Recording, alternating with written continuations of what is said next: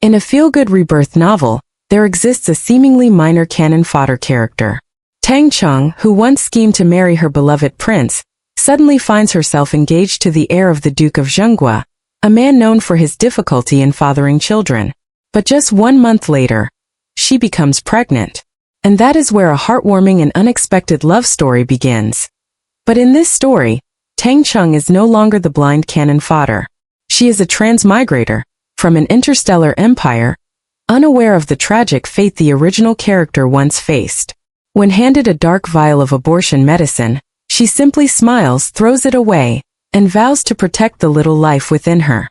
When Huayan, the heir admired by countless noble ladies, now stands beside Tang Cheng, a man once believed to be childless, finds his destiny changed by a woman who brings him miracles. From a marriage of schemes grows a family envied by the world. This is the journey from canon fodder to the true mistress of happiness, a tale filled with warmth and unexpected turns. You're listening to the story on Galaxxy romance novel. If you enjoy it, don't forget to like, share, subscribe and turn on the notification bell, so you won't miss the next chapters. When Huayan left the Marquis of Nanyang's residence, his steps were light and his face full of joy. This did not go unnoticed.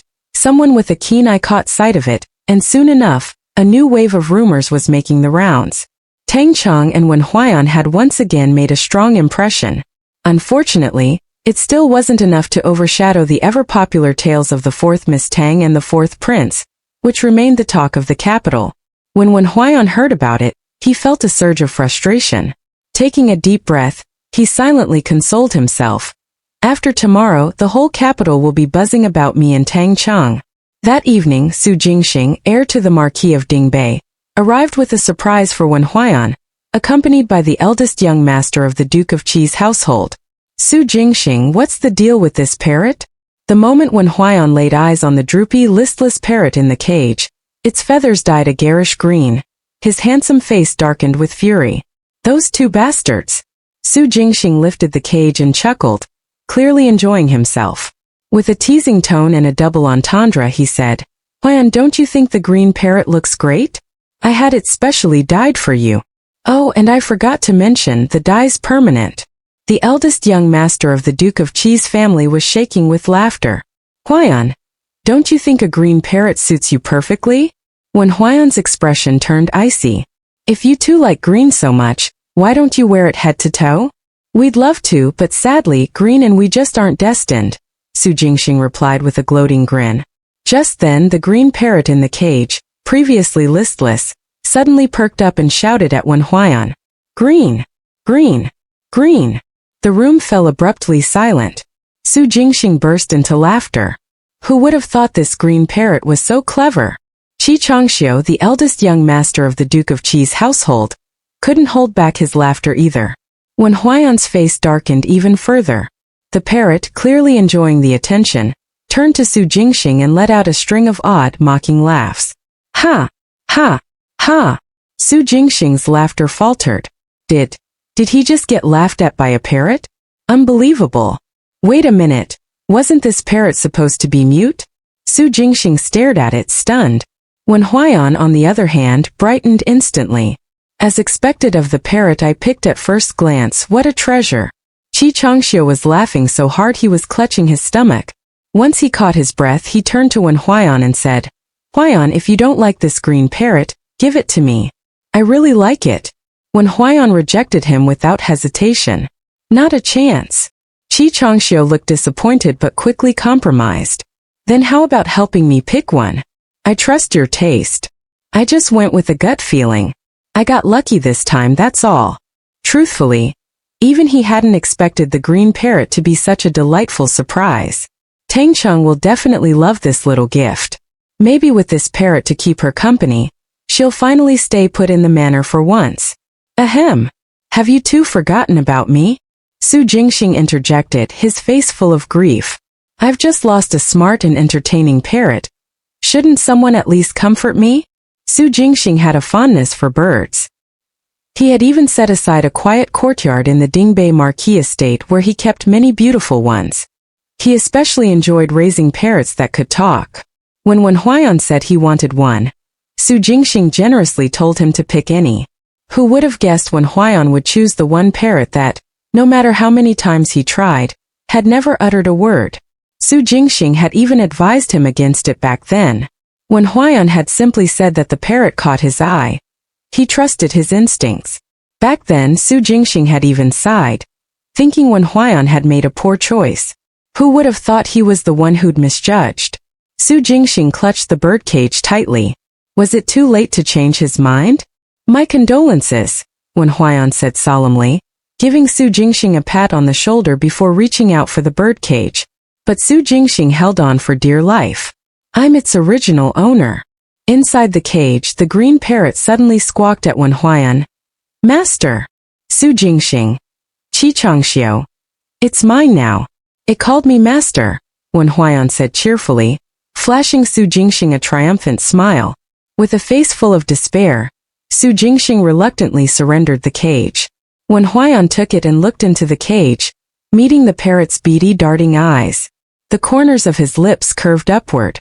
The more Su Jingxing watched, the more it broke his heart. This heartless, ungrateful, worthless parrot. Qi Changxiu. Wen Huaiyan raised an eyebrow and bent down to tease the parrot, clearly in high spirits. Huaiyan, why did you go to the Marquis of Nanyang's residence again today? Qi Changxiu asked with a frown. Aren't the rumors swirling around you enough already? I really don't understand what you and your father are thinking. Has that fourth Miss Tang cast some kind of spell on you too? You keep going out of your way to favor her. Wen Huaiyan looked up at Qi Changxiu. Tang Cheng is different.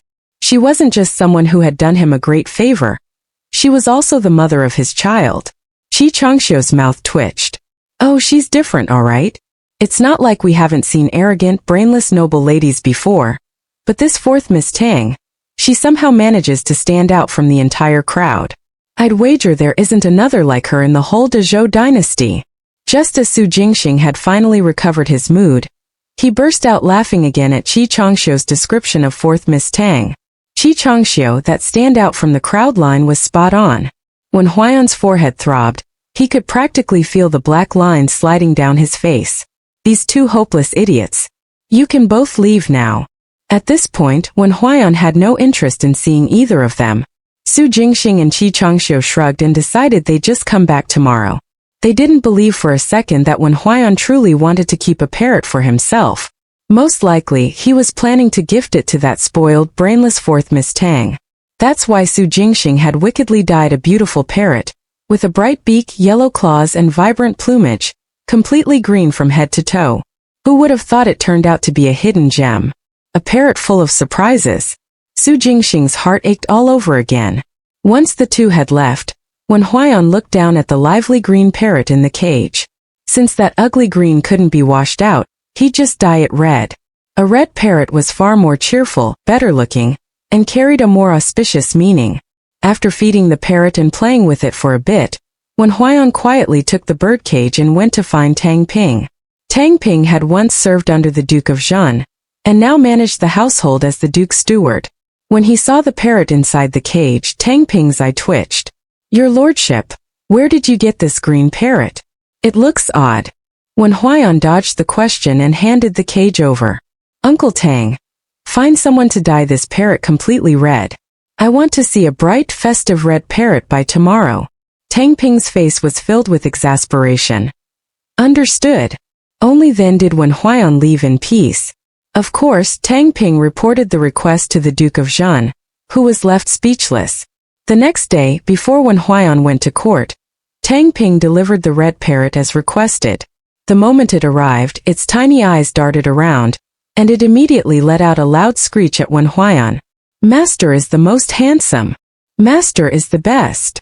Wen Huaiyan's lips curled into a satisfied smile. Tang Ping, personal attendant. So this is what kind of person our young lord really is. Ignoring the strange looks they gave him, Wen Huaiyan calmly stepped forward to inspect the now transformed red parrot. Its bright red feathers looked surprisingly natural. He hung the cage beneath the eaves, watching the parrot strut confidently along its perch, a flicker of amusement flashing in his eyes. Then, instructing his trusted servant to take good care of it, he headed off to court. Technically, he could have just sent the parrot directly to the Marquis of Nanyang's residence, but he worried it might be rejected. So instead, he invited Tang Cheng to visit the Duke of Zhenguo's estate in person, letting her take the parrot home herself. And hopefully in doing so, he could put an end to the rumors linking her with the fourth prince. That day, Tang Cheng stayed quietly at home, waiting for Wen Huaiyan to pick her up for the surprise at the Duke of Zhenguo's residence. The maids, Pearl and the others, exchanged delighted glances. They couldn't help but chuckle at the look on the Marquis's face the previous night when he found out his daughter had agreed to visit the estate at Wen Huaiyan's invitation. Seems the Marquis really does think highly of him. By noon the weather was perfect, clear skies and warm sunlight. After court, Wen Huaiyan didn't even bother changing out of his official robes. He rode straight over on horseback. Tang Cheng, dressed and ready, boarded a carriage bearing the insignia of the Marquis of Nanyang, flanked by her 4 personal maids and a team of guards. Together, they made quite a grand procession toward the Duke of Zhenguo's residence. Pedestrians stopped in their tracks, stunned by the scene. A few idle young nobles, curious and nosy, even trailed along behind the entourage. Unaware of all this, the Duchess of Zhenguo had no idea what was coming. At the same time, just before Wen Huaiyan left court, someone else had arrived in the capital, Xie Xuening, from the prestigious Xie family of Jinling. The curtains of a lavish carriage bearing the Xie family crest were lifted, revealing a strikingly beautiful young woman. Her delicate features bore a faint resemblance to those of Madame Min, the Duchess of Zhenguo. She was none other than Xie Xuening, the legitimate eldest daughter of the main branch of the Xie family. "Cousin, I'm here," she called out with a bright smile. Xie Xuening gazed at the towering city walls in the distance, a flicker of excitement and anticipation passing over her beautiful face. In her mind an image surfaced, a face strikingly handsome, unmatched in its elegance. She murmured softly under her breath. This time she had come to the capital fully prepared to marry her cousin, the heir to the Duke of Zhenguo. When the Duchess of Zhenguo, Madame Min, received news of her arrival, she hurried to the city gate to greet her in person. Watching her sister-in-law, a woman of seniority, so eager to welcome her niece, the Min family's eldest sister-in-law couldn't help but frown slightly, a strange feeling stirring in her heart. A woman's intuition told her that something about Madame Min's reaction was off. She'd heard before that Madame Min was especially fond of Xuening, but this level of affection seemed excessive. Could it be guilt? Unable to make sense of it, she could only chalk it up to that. By then, Madame Min had already reunited with Xie Xuening. The moment Xuening saw her, she lit up with joy and excitement, calling out, "Aunt!" She lifted the hem of her skirt and stepped down from the Xie family's carriage, running straight toward her aunt's. "To the Duke of Zhenguo's residence," came Madame Min's order from inside the carriage. As soon as Xuening climbed in, Madame Min's eyes glistened with emotion. Xuening threw herself into her arms, hugging her tightly. "Aunt, I've missed you so much." "I've missed you too, Xuening," Madame Min replied, her voice thick with emotion as she gently brushed a loose strand of hair from behind her niece's ear. "Aunt, I don't want to go back to Jinling. I want to stay here in the capital with you," Xuening said sweetly, nestled in her aunt's embrace. Without hesitation, Madame Min replied, "Then don't go back. Once your engagement with Huaiyan is settled, you can stay here and prepare for the wedding." Satisfied and smiling brightly, Xie Xuening thought to herself, "I knew it. It loves me the most. And that cousin of hers? He would be hers too." Inside the carriage, the affectionate aunt and niece chatted warmly, completely unaware that Wen Huaiyan had also brought Tang Cheng to the Duke of Zhenguo's residence that very day. Wen Huaiyan and Tang Cheng's group arrived slightly earlier than Madame Min's carriage, though they hadn't yet entered. They had just stopped outside the estate gates. The guards at the entrance were stunned when they saw the heir himself and the carriage bearing the Marquis of Nanyang's insignia. From inside the carriage, Tang Cheng peeked out the window and beamed at the handsome man standing beside it. "Wen Huaiyan, is your big surprise ready?" Wen Huaiyan looked at her with a smile in his eyes. "Don't rush. You'll see it soon. Come on down." Just then, the sound of galloping hooves approached quickly from the distance. A moment later, a finely crafted, luxurious carriage rolled to a stop on the other side of the Duke of Zhenguo's gates, directly across from Tang Cheng's.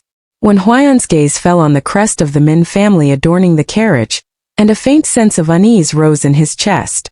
Moments later, a dignified, elegant noblewoman and a strikingly beautiful young lady stepped out of the carriage. The moment Wen Huaiyan saw them, his expression shifted slightly. It was his mother and his cousin. The moment the Duchess of Zhen Madame Min saw Wen Huaiyan, a wave of joy flashed through her eyes. "Huaiyan, you're here too? Xuening, come greet your cousin." At the sight of the dashing Wen Huaiyan, Xie Xuening's heart skipped a beat. Her eyes sparkled with admiration and affection. She hadn't expected her cousin to be this strikingly handsome after recovering from his illness. With graceful steps, she approached and offered a delicate curtsy. "Xuening greets cousin." Her voice was soft and sweet, full of charm. Wen Huaiyan gave her a polite nod, his tone distant and indifferent. "Cousin." Then, turning to Madame Min, his handsome face grew slightly stern. "Mother, what are you doing here?" Xie Xuening. She had anticipated this reaction and, though hurt and unwilling to accept it, she was far from discouraged. The position of heir's wife was something she was determined to win. As for that spoiled, brainless, and reckless illegitimate daughter from the Marquis of Nanyang's household, she didn't even see her as a threat. Just a noisy clown. Her true competition came from the noble daughters of legitimate birth who admired her cousin. Madame Min's expression soured the moment she saw her son's usual coldness toward Xuening. And hearing him ask why she was there, his very first words to his own mother, left her stunned and disheartened. She clearly hadn't expected her son's greeting to be such a pointed question. "Huaiyan, how can you speak to your mother like that?" Madame Min scolded sharply, her expression darkening. "I am the mistress of the Duke of Zhen's household, your mother. If I don't belong here, then where do I?" "Aunt, please calm down. Cousin didn't mean it that way." Xie Xuening quickly stepped in, gently taking Madame Min's arm in comfort. She looked up at Wen Huaiyan with a soft smile. "Cousin, isn't that right?" But Wen Huaiyan didn't spare her a single glance. His face remained impassive as he stared at his mother and replied calmly, "Mother, without father's permission, you are not allowed to enter the gates of the Duke of Zhen's estate." The group of idle young nobles who had followed to watch the spectacle hadn't expected such a dramatic turn of events. Their eyes lit up with excitement. They had come hoping to witness a clash between 4th Miss Tang and the Duchess, but this was even juicier. The Duchess of Zhen wasn't even allowed to enter her own family estate? No wonder she'd moved back to her maiden home. Thinking back on all the baseless rumors floating around the capital, the young lords all exchanged knowing smirks. Madame Min was stunned. She hadn't expected her son to expose her situation so publicly, to humiliate her like this without leaving her a shred of dignity. Her face turned an ugly shade, and deep resentment began to stir in her heart. She had never been this humiliated before. And the one who humiliated her was her own son. Xie Xuening's expression faltered slightly. Her first instinct wasn't concern for her aunt, it was alarm.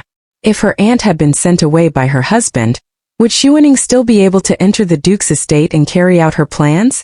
The atmosphere grew tense and awkward, an eerie silence falling over the courtyard. Just then Tang Cheng's clear, bright voice rang out, cutting straight through the heavy air. "Wen Huaiyan, weren't you going to show me some grand surprise? What are you dawdling for?" No one had noticed her get down from the carriage. With her 4 maids in tow, she had already walked up beside Wen Huaiyan. The 4 maids behind her all wore the same expression, utter exasperation. "4th Miss Tang, what are you doing here?" The Duchess of Zhen Madame Min stared in shock and anger, only now realizing Tang Cheng's presence. Xie Xuening's heart gave a jolt. So this exquisitely beautiful girl is the infamous 4th Miss Tang, the one who nearly became Cousin Huaiyan's fiancée because of the child she was carrying? Her gaze darkened, her eyes filling with hostility and a flicker of jealousy. To think that after only a few months away from the capital, she'd almost lost her place as the future heir's wife. A faint sense of urgency rose in Xuening's heart. "I was invited by Wen Huaiyan to the Duke of Zhen's estate," Tang Cheng replied casually. "Isn't it perfectly normal for me to be here? But you, Duchess, weren't you sent back to your maiden home by the Duke? Your presence here is far more surprising." She tilted her head, smiling sweetly. "What happened? Did the Duke change his mind so soon and allow you back?" Madame Min's face turned a mix of pale and flushed, clearly seething with embarrassment and rage. Tang Cheng's mood, however, was delightfully lifted by the reaction. When Huaiyan rubbed his temples, "This girl really has no filter. She always knows how to say the worst thing at the worst time." The four maids behind Tang Cheng winced almost in unison. Madame Min trembled with fury.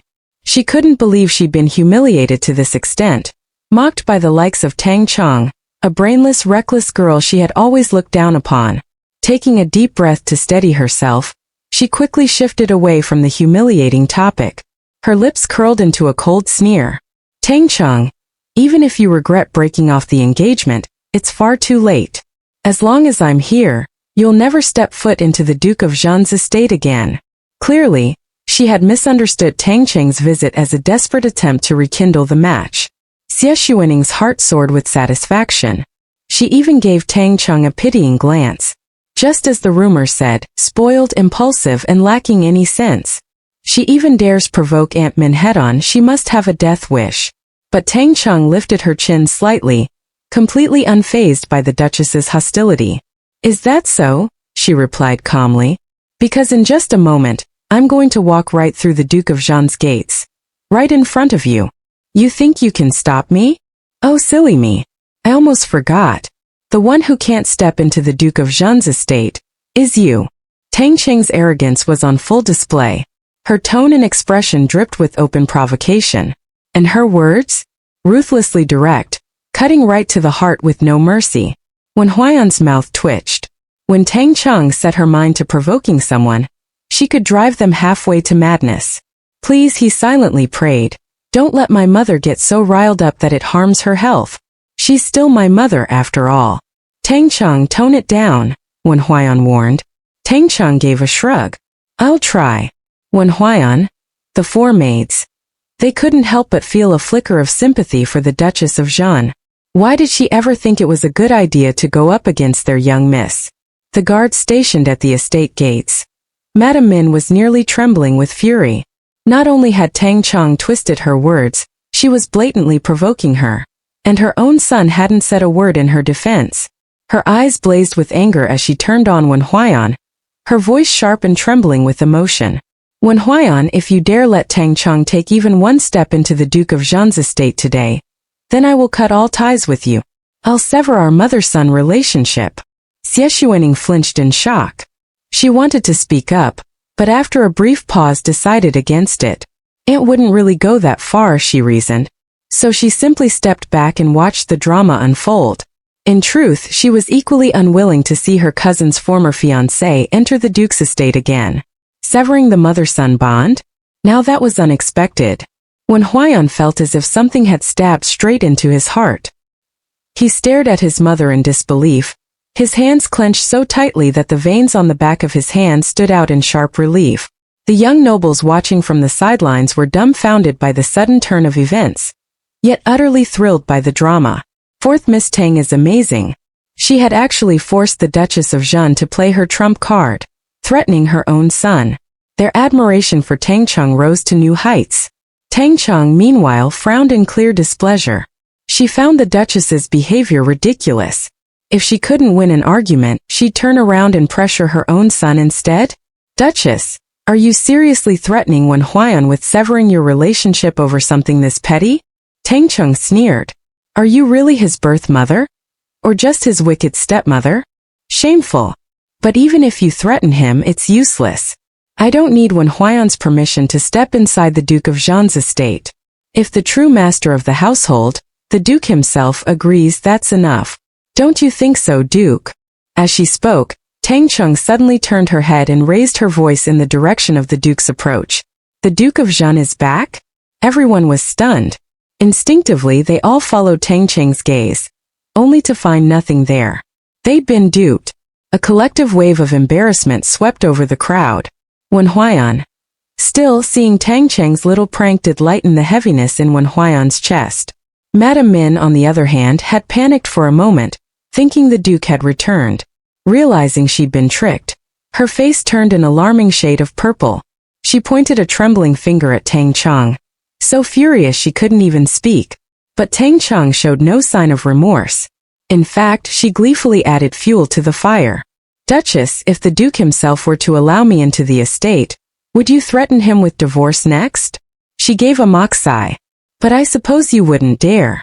If the Duke agreed, you'd be the one left humiliated, with nowhere to run.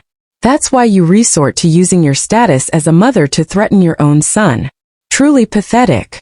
She cast a glance at Wen Huaiyan and sighed again, this time with exaggerated pity.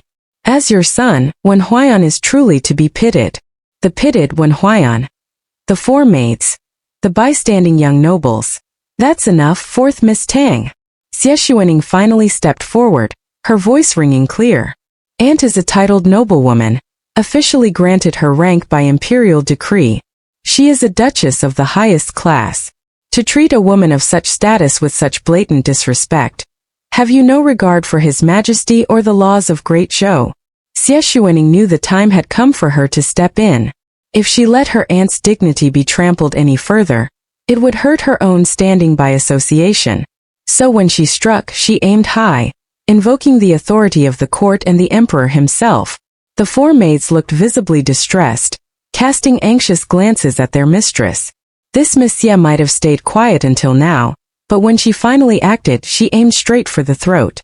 She's not just trying to argue, she's trying to label their young miss as a traitor to the throne. Madame Min hadn't expected such a sharp defense from Xuening. Her gaze softened into one of pride as she looked at her niece. Wen Huaiyan, however, felt his eyes darken.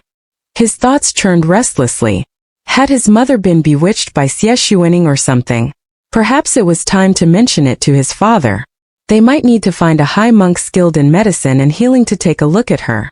Still, he wasn't too worried about Tang Cheng. That girl, contrary to all the rumors, wasn't as brainless as people made her out to be. Tang Cheng cast a curious glance at the clearly hostile Xie Xuening. Wow, she thought with a click of her tongue. This girl really has it out for me. Must be one of the baby daddy's admirers. Miss Xie, I was just stating facts. Or are you saying that just because someone holds the title of Duchess, conferred by the court, I'm supposed to stand there and take the insults without fighting back? She raised an eyebrow. What kind of logic is that? She didn't wait for a reply before continuing, tone bright with sarcasm. By your reasoning then, imperial censors, being mere ministers, shouldn't advise or impeach those ranked above them, and certainly never the emperor. So what's the point of having them around? Tang Cheng let out a mock sigh. Miss Xie, I must say you're quite impressive. Escalating a minor disagreement into a violation of imperial law. Now that's talent. Wen Huaiyan's lips curved ever so slightly. That girl really knows how to argue, dragging in imperial censors as her example? The four maids exhaled quietly in relief. Xie Xuening looked stunned, clearly unprepared for such a response. Her face flushed bright red. Why, you're twisting words. Tang Cheng lifted her chin slightly, giving her a sidelong glance. Am I wrong? Xie Xuening glared, but no rebuttal came. She opened her mouth, then shut it again. Tang Cheng was unmoved. If Miss Xie hated her now, so be it. She brought it on herself. So, Miss Xie, a word of advice. Next time, don't go invoking the emperor and the laws of Great Zhou over every little spat. His Majesty is a very busy man. I doubt he has time to deal with trivial matters like this. Wen Huaiyan's mouth twitched. The four maids nearly burst out laughing. Xie Xuening's eyes welled with angry tears, especially after noticing her cousin staring at Tang Cheng with rapt attention. The injustice and humiliation nearly choked her. Madame Min's heart ached for her niece. Her eyes flashed with such fury she looked ready to set Tang Cheng ablaze on the spot. The idle young nobles watching from the sidelines were in awe. This fourth Miss Tang is a legend. First the Duchess, now Miss Xie. She'd roasted them both without breaking a sweat. Having delivered 2 rounds of verbal smackdown, Tang Cheng felt completely refreshed. Ignoring Madame Min, she turned back to Wen Huaiyan with a bright smile. Wen Huaiyan, it's getting late. I'm still waiting on that big surprise of yours. Wen Huaiyan gave his furious mother a long look. His hand clenched, then slowly loosened, only to clench again. Let's go. With that, he led Tang Cheng up the steps of the estate. Madame Min said nothing more. She didn't try to stop them, nor did she bring up the threat of severing ties again. Wen Huaiyan couldn't deny it. Somewhere deep in his chest, a quiet sigh of relief escaped. Tang Cheng wasn't overthinking anything. Right now her mind was entirely focused on the big surprise, when Huaiyan had promised. But to her surprise, the Duchess of Zhenguo, Madame Min, followed behind them, with Xie Xuening in tow. The gate guards immediately stepped forward to block them. The Duke has given orders, one of them announced. The Madam is not permitted to re-enter the estate. We ask for your understanding, Madam. Xie Xuening stopped at the gate as well, flushed red once again, this time from sheer embarrassment. A flicker of humiliation and resentment flashed through Madame Min's eyes, displeased at being barred by mere servants. She drew in a sharp breath and tried to save face. I'm not trying to enter. But Xuening is Huaiyan's cousin. Surely the Duke didn't forbid her from staying temporarily in the estate. The guard stood firm as stone, unmoved, making no effort to step aside. Madame Min's frustration mounted. Equal parts rage and indignation. She had only been sent back to her natal home. She was still the Duchess, the lady of the house. Was she not even allowed to arrange for her niece to stay at the manor? Her face darkened. Move aside. But the gatekeepers didn't budge. We ask for your understanding, Madam. When Huaiyan turned around and cast a look at his mother, who clearly had her full attention on Xie Xuening, his gaze grew darker. He saw right through both his mother's intentions and Xie Xuening's scheme. Of course, there was no way he'd allow Xie Xuening to move into the manor. Mother, he said coldly, if you truly care for cousin Xuening, then you shouldn't insist she stay here. Since you're not living in the estate now, she should avoid arousing gossip. Besides, this is the Duke of Zhenguo's manor. He is the true master of this household. When Huaiyan's voice remained calm and steady, Xie Xuening's face went pale. Madame Min's expression turned downright ugly. The Duke is back, Tang Cheng suddenly announced. Having already been fooled once by Tang Cheng, Madame Min naturally didn't believe her. Clip-clop, clip-clop. A flurry of urgent hoofbeats echoed from a distance, growing louder with each passing second. Everyone turned to look, and sure enough, the Duke of Zhenguo had truly returned. Madame Min stiffened in shock. When Huaiyan glanced at her and said coldly, Mother, since father is back, perhaps it's best to ask for his opinion before pushing any further? At that moment, the Duke of Zhen stood expressionless, his face dark and unreadable as he stared at Madame Min. He made no effort to restrain the intimidating aura that surrounded him. His eyes were cold and detached, as though he were looking at a complete stranger. Madame Min had never seen the Duke like this before. Her face went pale and she staggered slightly, a sudden wave of panic rising in her chest. Your Grace, you've returned? She asked, her voice trembling. Xie Xuening had always held a deep respect and fear for the Duke.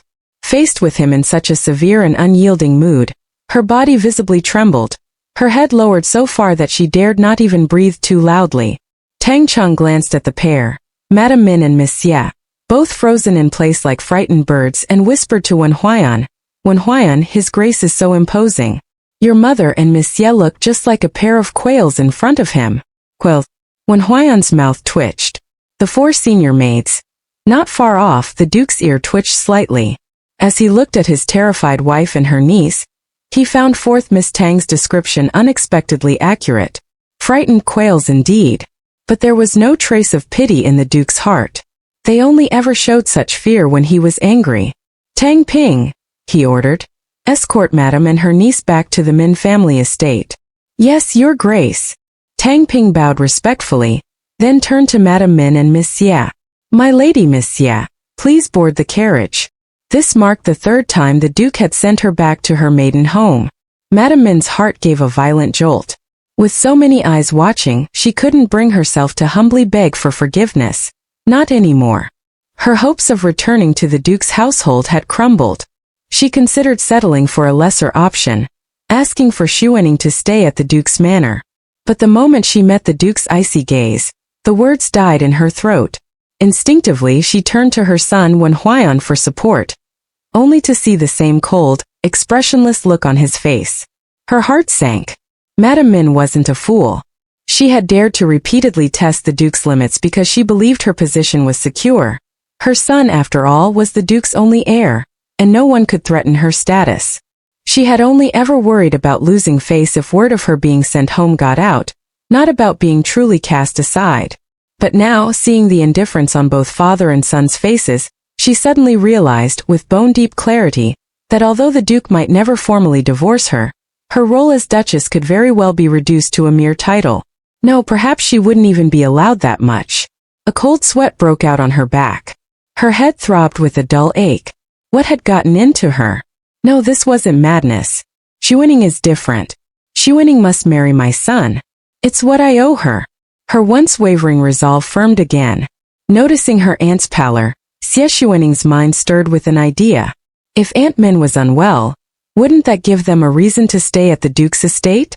Even if they were only pretending.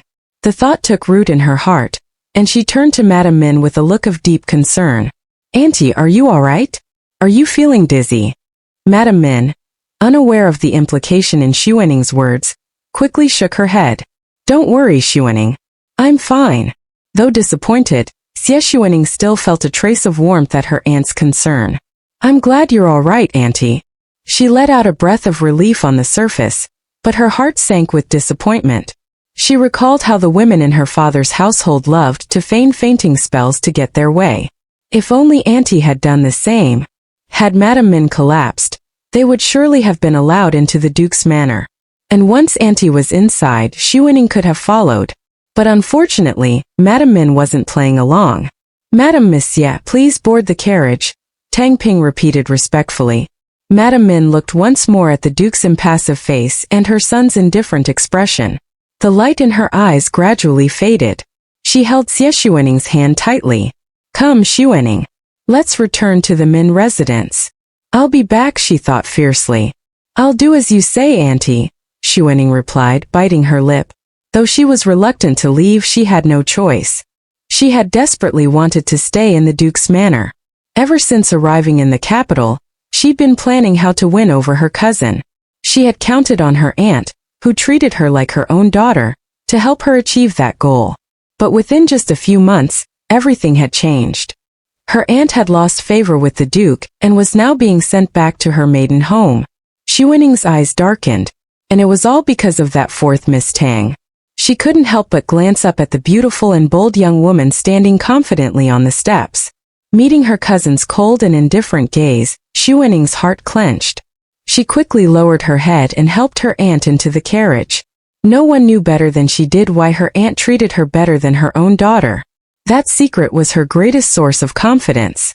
As long as her aunt stood by her side, the position of the Duke's daughter-in-law would be hers. Her cousin's current hostility meant nothing. Xuening swore to herself she would return.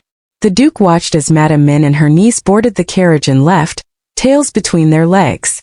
Then he turned back to his son and the spirited young Miss Tang beside him. Judging by the way the two interacted, it seemed they were getting along well. The stern expression on the Duke's face softened slightly. He had rushed back as soon as he learned that Madame Min had brought her newly arrived niece to the manor. For years, he had turned a blind eye to Madame Min's habit of inviting her sister's daughter to stay at the manor for 2 or 3 months at a time. To keep things peaceful, he had simply arranged for his frail son to stay in the quieter front courtyard. Madame Min had wanted her son to marry her niece, but after asking for his opinion, the Duke of Zhenguo rejected the idea outright. Rather than giving up, Madame Min only grew more brazen. She even tacitly allowed the servants to treat Xie Xuening as the future heir's wife. The Duke rebuked her, and she reined herself in for a while.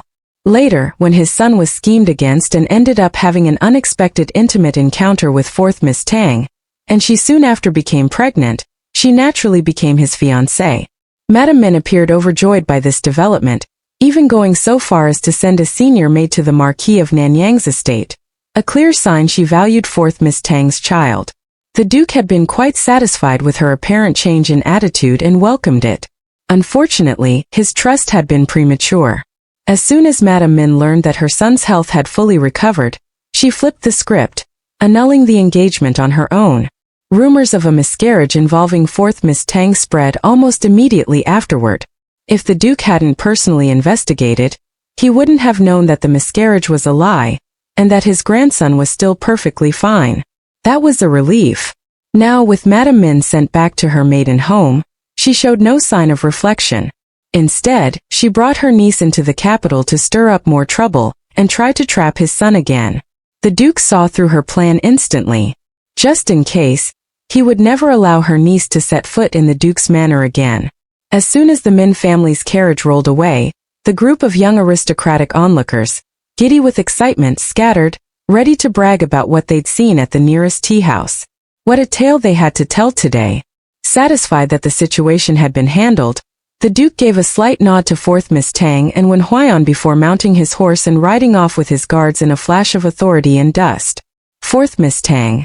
The Duke certainly came and went like a storm. He had clearly returned specifically to deal with Madame Min.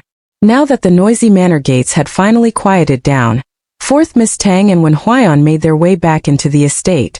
But fourth Miss Tang was still thinking about the big surprise Wen Huaiyan had promised her. She'd witnessed the entire episode from start to finish, the Duke's imposing arrival, and how Madame Min and Miss Ye instantly shrank back like mice before a cat. It had all been rather amusing. Still, she couldn't help but feel sympathy for Wen Huaiyan. Having a mother who sided so openly with her niece. No wonder he was silent. He was probably heartbroken. Fourth Miss Tang thought for a moment, then stopped walking and asked gently, "Wen Huaiyan, you look like you're in a bad mood. Want to lean on my shoulder for comfort?" The four senior maids. Wen Huaiyan glanced at her serious expression and felt a subtle warmth bloom in his chest. He could tell what she was thinking. "No need," he replied. "I'm not that fragile." After so many disappointments, he no longer held any hope for his mother. Seeing that he truly didn't need comforting, fourth Miss Tang didn't push the matter. The group matched her leisurely pace, strolling and pausing to admire the sights of the Duke's manor. Before long, they arrived at Wen Huaiyan's courtyard. It was quiet and elegant and staffed entirely by young male servants. There wasn't a single pretty maid in sight. Fourth Miss Tang immediately noticed the red parrot in a cage hanging under the eaves. The original host had a memory of that parrot. It could talk. Intrigued, she asked, "Wen Huaiyan, you keep a parrot?" Wen Huaiyan smiled warmly at her. "This red parrot is the surprise I prepared for you. It's very clever.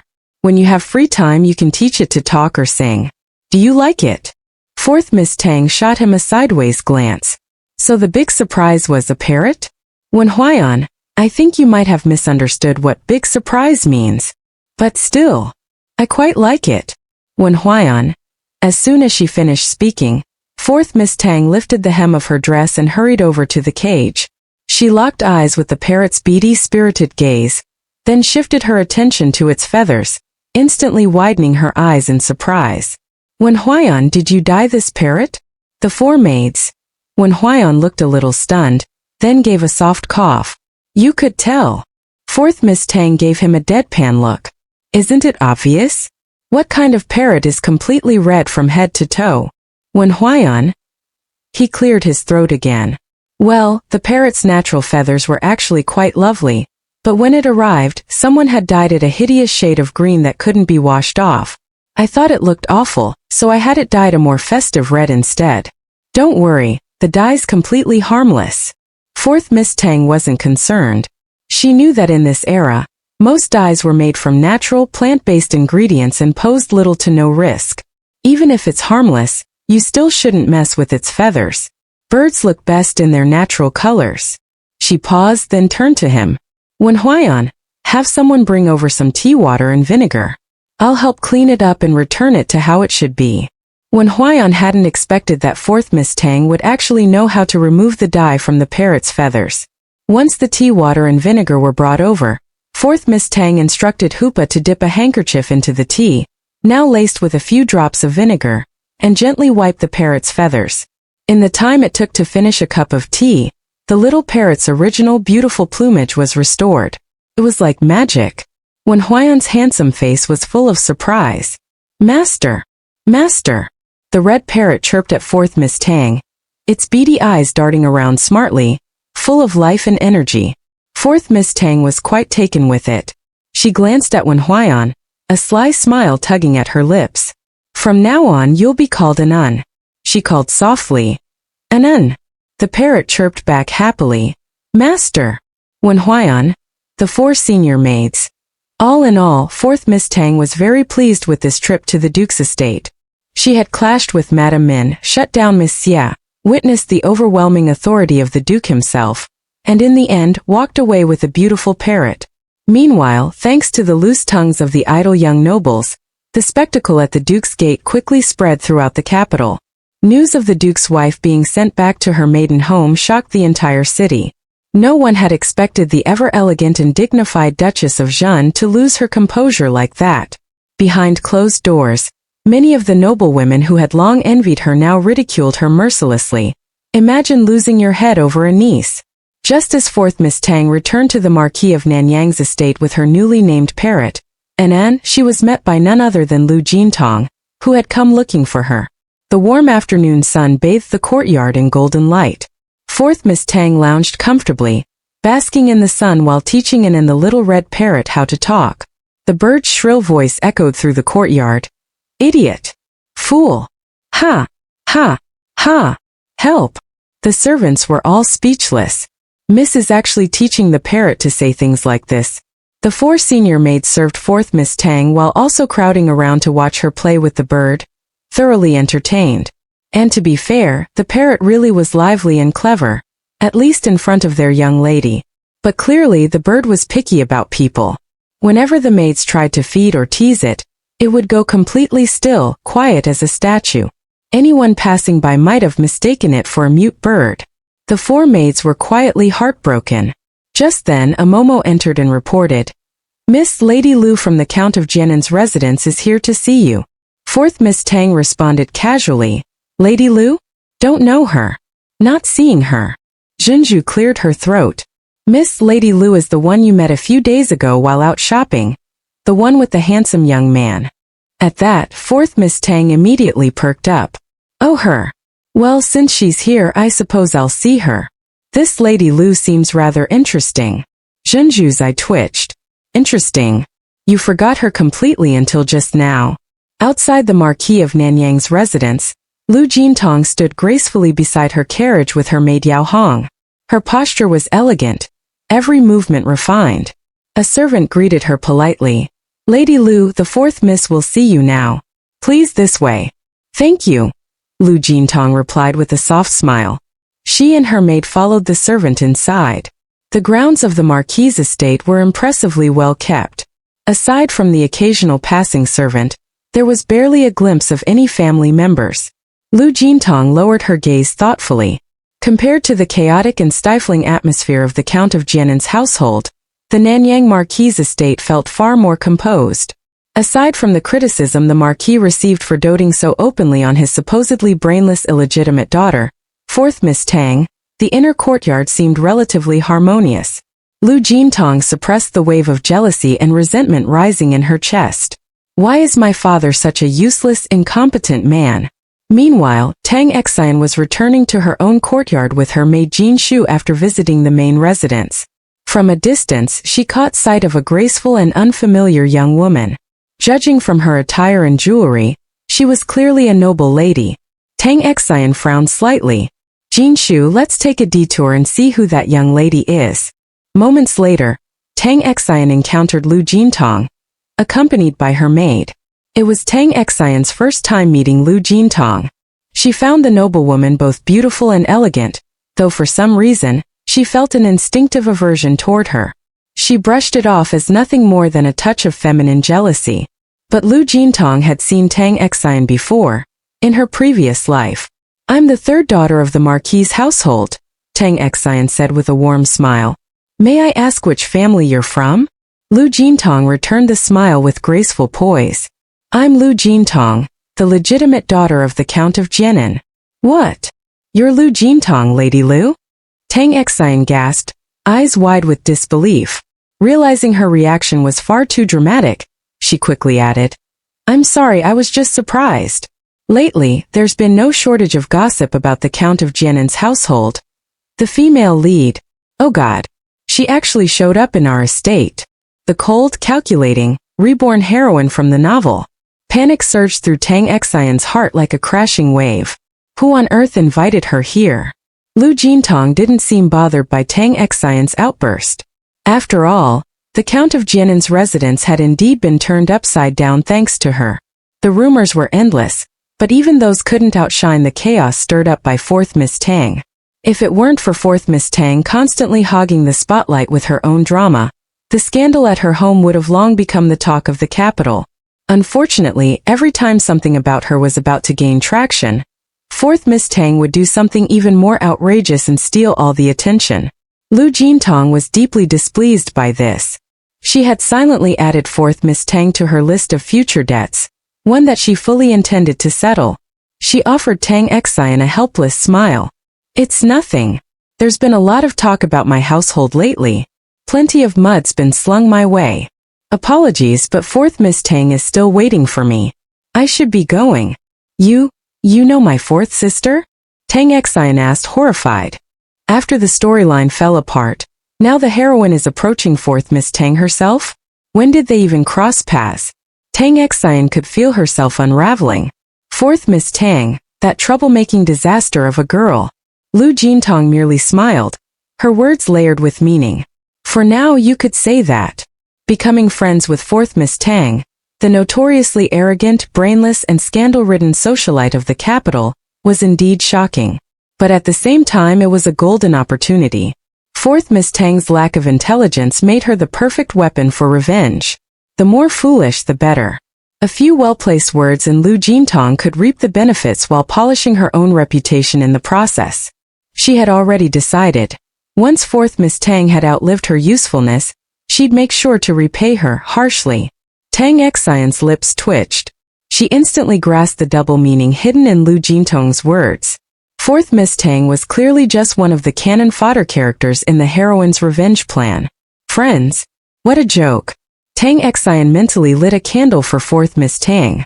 How could she be stupid enough to invite a wolf into the house? The encounter also gave Tang Cheng a sharp sense of urgency. At the upcoming birthday banquet for the old Princess Dowager of Prince Cheng's household, she had to get close to the fourth prince, form some kind of connection before it was too late. She refused to let the Marquis of Nanyang's family drag her down in the future. For now, the best move was to stay far away from the heroine. She had no intention of becoming canon fodder herself. Lu Jintong, on the other hand, had no interest in bonding with Tang Cheng either. In her past life, this legitimate daughter of a third-rank official had ended up marrying the utterly mediocre second legitimate son of Prince Cheng's household, a man so forgettable he was practically invisible in noble circles. Chances were, her fate wouldn't be much different this time around. No, Lu Jintong's true targets were fourth Miss Tang and the Marquis of Nanyang, the man who shielded her. Her purpose was crystal clear. Neither woman wished to engage further. After exchanging a few polite words, they parted ways. Once Lu Jintong was out of sight, Tang Cheng let out a long breath. A breeze swept past, and she realized her back was damp with sweat. Tang Cheng. So I really am that terrified of the female lead. What a disgrace to time travelers. Tang Cheng was utterly frustrated with herself. About 15 minutes later, Lu Jintong and her maid Yao Hong arrived at the entrance of Peony Garden. She glanced up at the plaque hanging above the gate. The bold, flowing calligraphy of Peony Garden was impossible to miss. Lu Jintong pressed her lips together. There was no need to ask. Those characters were clearly written by the Marquis of Nanyang himself. After a brief look, she lowered her gaze and followed the matron who had come to escort her inside. In the courtyard, fourth Miss Tang was lounging lazily on a chaise, nibbling on fresh strawberries. A small side table beside her was stacked with delicate pastries and fruit. As she popped a strawberry into her mouth, she playfully teased a vibrant parrot perched nearby. Her smile was bright and carefree, glowing with ease and indulgence. The sight stung Lu Jintong's eyes. Since her rebirth, she had been consumed by revenge, plotting, scheming, fighting every step of the way. She hadn't had a moment of rest, let alone this kind of carefree leisure. And yet, here her enemy was, living in blissful comfort. Lu Jintong forced down the bitterness in her heart and walked forward with her maid. Fourth Miss Tang noticed the stunning woman approaching in a striking vermilion gown. Taking a closer look at her refined features, she realized this beauty in female dress looked even more enchanting than she had in male disguise. Fourth Miss Tang let out a low whistle, clearly impressed. Sorry to drop in uninvited, fourth Miss Tang. I hope I'm not disturbing you, Lu Jintong said with a smile tinged with apology, motioning for Yao Hong to present the gifts they had brought. Not at all. It's not like I'm busy. I spend most of my days bored out of my mind. Fourth Miss Tang replied lazily. Linglong, find a seat for Miss Lu. Yes, miss, Linglong answered, and led Lu Jintong to the rosewood chair beside the chaise. She bowed slightly. Miss Lu, please have a seat. Lu Jintong sat down gracefully while Yao Hong stood quietly behind her. Once Shenju had served the tea, she stepped aside. Lu Jintong lifted the teacup, subtly sniffed it before taking a small sip, then let her eyes fall on the parrot in the cage. I heard the heir of the Duke's household gave you a parrot. Is this the one? It's beautiful. That's right. And it isn't just pretty, he's smart too. Fourth Miss Tang replied proudly. Isn't that right, Nen? Nen flapped its little wings happily, its sharp white beak chirping. Pretty. Smart. Come on, Nen, say hello to Miss Lu. Fourth Miss Tang said enthusiastically. Whether it actually understood or not, the parrot turned to Lu Jintong and shrieked in its sharp voice. Idiot! Ha! Ha! Ha! The courtyard fell into sudden silence. Fourth Miss Tang's mouth twitched. Nen, shut up. She turned to Lu Jintong with a forced smile. Miss Lu, I swear this parrot is brain damaged. Don't take it seriously. Brain damaged parrot. The four senior maids all had matching expressions of speechless horror. Lu Jintong nearly choked on her tea. A damned feathered beast just insulted me, and laughed while doing it. A flash of cold fury crossed her eyes. If she could, she would have torn the little thing to shreds right then and there. Master! Help! Someone's killing the bird! The parrot suddenly flapped wildly and screamed in Fourth Miss Tang's direction. Fourth Miss Tang. Seriously? Is this bird always this dramatic? What a cowardly little thing. The four maids. Lu Jintong took a deep breath and forced a smile, pretending she didn't mind. But in her heart, she silently added this offense to the growing list she had against Fourth Miss Tang. Determined to ignore the infuriating parrot, Lu Jintong shifted the topic, feigning casual curiosity. Fourth Miss Tang, there are rumors going around that you visited the Duke's residence yesterday. Are you planning to reconcile with young Lord Wen? When's the engagement? Fourth Miss Tang took a bite of a pastry and replied breezily. No plans yet, I'm still thinking about it. I mean, I'm a hot commodity, right? Gotta shop around a little. Young Lord Wen's just one of the candidates. His mother's such a headache though. Right on cue the parrot squawked loudly. Master! Hot commodity! Fourth Miss Tang's almond-shaped eyes curved into a bright smile. See? Even Nen knows I'm a hot commodity. So clever. The four maids tried to stifle their laughter. Lu Jintong sneered inwardly. She actually believes what that feathered freak says? Is she insane? A used broken woman like her still thinking she's some kind of prize? Shop around? Please. Fourth Miss Tang's shamelessness knows no bounds. Lu Jintong was practically praying that Fourth Miss Tang would keep digging her own grave. But suddenly a thought struck her, and with it a wave of wariness. Fourth Miss Tang, don't tell me. You're still thinking about marrying the fourth prince? She was determined to win the fourth prince for herself, and today's visit was partly for that reason. The prince needed something from Fourth Miss Tang, and Lu Jintong didn't want her getting any ideas, or worse, getting in the way. Fourth Miss Tang was bold enough to have drugged the fourth prince once already. If she hadn't intervened behind the scenes, Fourth Miss Tang might be locked away in the prince's rear court by now. This woman couldn't be trusted. Fourth Miss Tang noticed Lu Jintong's overly careful tone and smiled sweetly, her eyes narrowing slightly. If His Highness is willing to dismiss the rest of the women in his harem, I'd gladly marry him. That's impossible. Lu Jintong's smile stiffened, caught off guard by Fourth Miss Tang's shamelessness. Does this idiot have no sense of reality at all? Fourth Miss Tang, ever perceptive, caught the faint shift in her expression at the mention of the prince. Her gaze sharpened with interest. So my hunch was right. Which is why I've already crossed him off the list, she said with a smirk. Of course, never say never. Who knows, maybe the fourth prince will fall for me one day. Best not to speak too absolutely. Not that I'm bragging or anything, but even His Majesty once considered pairing me with the fourth prince. If not for one small condition he couldn't meet, I'd already be his fiancée. She glanced at Lu Jintong, her smile honeyed. Miss Lu, you really shouldn't project your own situation onto others. With your circumstances, marrying the fourth prince would be quite the uphill climb. And even if you did, you'd be entering as a concubine at best. The four maids. Miss, that was absolutely bragging. Blatantly even. Lu Jintong's pretty face twitched ever so slightly. As if you weren't a concubine in your past life too, fourth Miss Tang. But she held her tongue. Now wasn't the time to argue. She'd finally steered the conversation toward the fourth prince. And with the Princess Dowager's birthday banquet coming up in 2 days, she needed fourth Miss Tang's cooperation. Tang Cheng had always suspected that Lu Jintong had ulterior motives, so she spoke to her with a sharp tongue. Strangely enough, Lu Jintong endured it all. How boring. Tang Cheng might be bored, but she had no interest in mingling with someone so clearly scheming. She was already losing interest. Miss Lu, do you still have something to say? If not, I'd like to take my afternoon nap now. The four maids. Miss was clearly showing her guests the door. But none of them liked this Miss Lu anyway. She gave off the strong impression of someone up to no good. Lu Jintong's heart sank as she looked at Tang Cheng's blatantly impatient expression. They had barely exchanged a few words, and already Tang Cheng's face had turned sour. No wonder she always kept to herself. If Lu Jintong wanted to use her, she'd first have to put up with her foul temper, something few people could manage. Worse yet, Tang Cheng had the fiercely protective Marquis of Nanyang behind her. For the first time, Lu Jintong began to question whether using Tang Cheng as a weapon in her revenge was a mistake. This fool was far too difficult to control. Most frightening of all, Tang Cheng had no filter.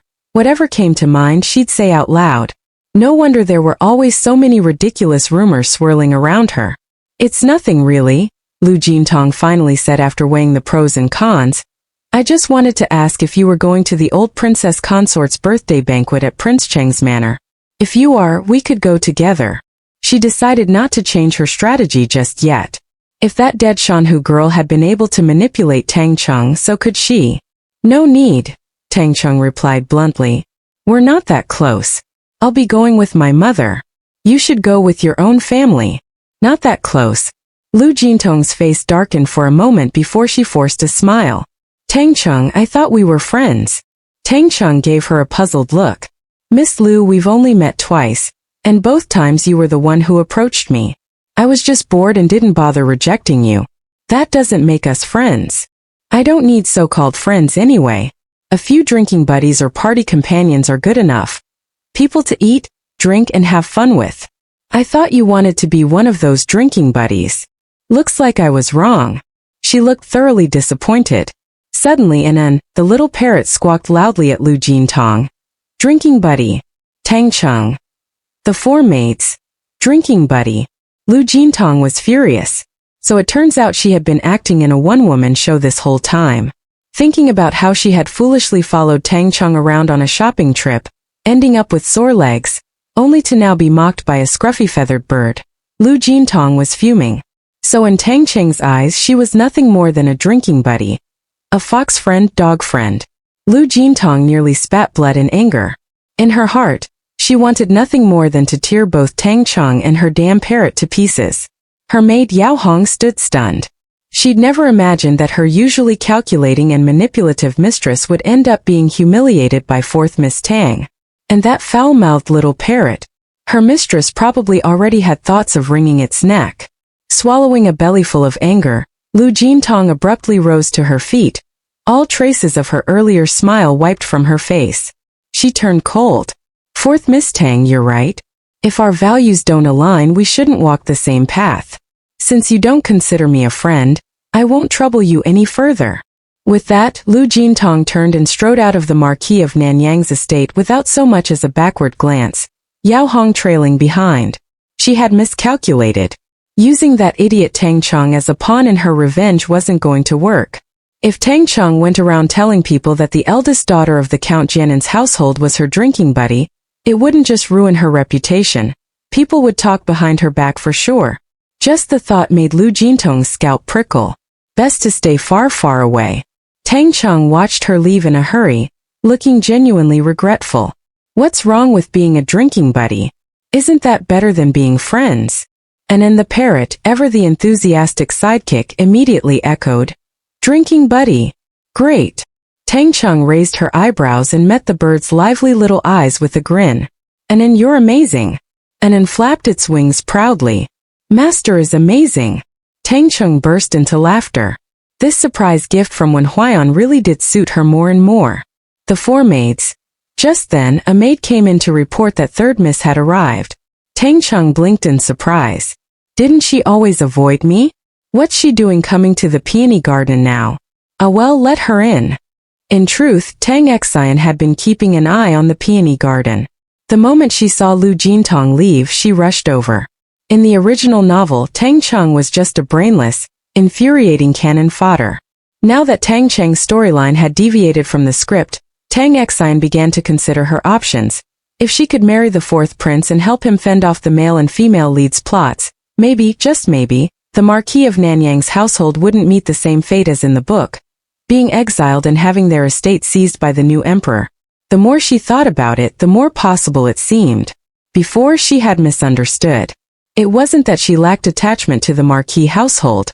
If she had a strong family behind her, she'd have all the confidence she needed. So she came rushing over, eager to warn Tang Cheng to stay away from Lu Jintong. "Tang Cheng, that Miss Lu is up to no good. You'd better not get too close to her." Tang Cheng found Tang Cheng rather amusing. She clearly disliked her, maybe even hated her, but still came to offer a kind warning. "Oh, you're a bit late. I already broke it off with Miss Lu. She didn't want to be my drinking buddy. What a pity. I was hoping we could go out eating, drinking, playing with cats and teasing dogs, raising hell in the capital together." Tang Cheng sighed dramatically, looking genuinely regretful. Tang Cheng was stunned. Clearly, she hadn't expected things to take this kind of turn. Tang Cheng had actually wanted the female lead to be her drinking buddy and partner in chaos across the capital? Tang Cheng was at a loss for words. She'd worried for nothing. True, just like in the book, Tang Cheng had still ended up pregnant with young Lord Wen's child. But everything afterward had taken a bizarre and unexpected turn.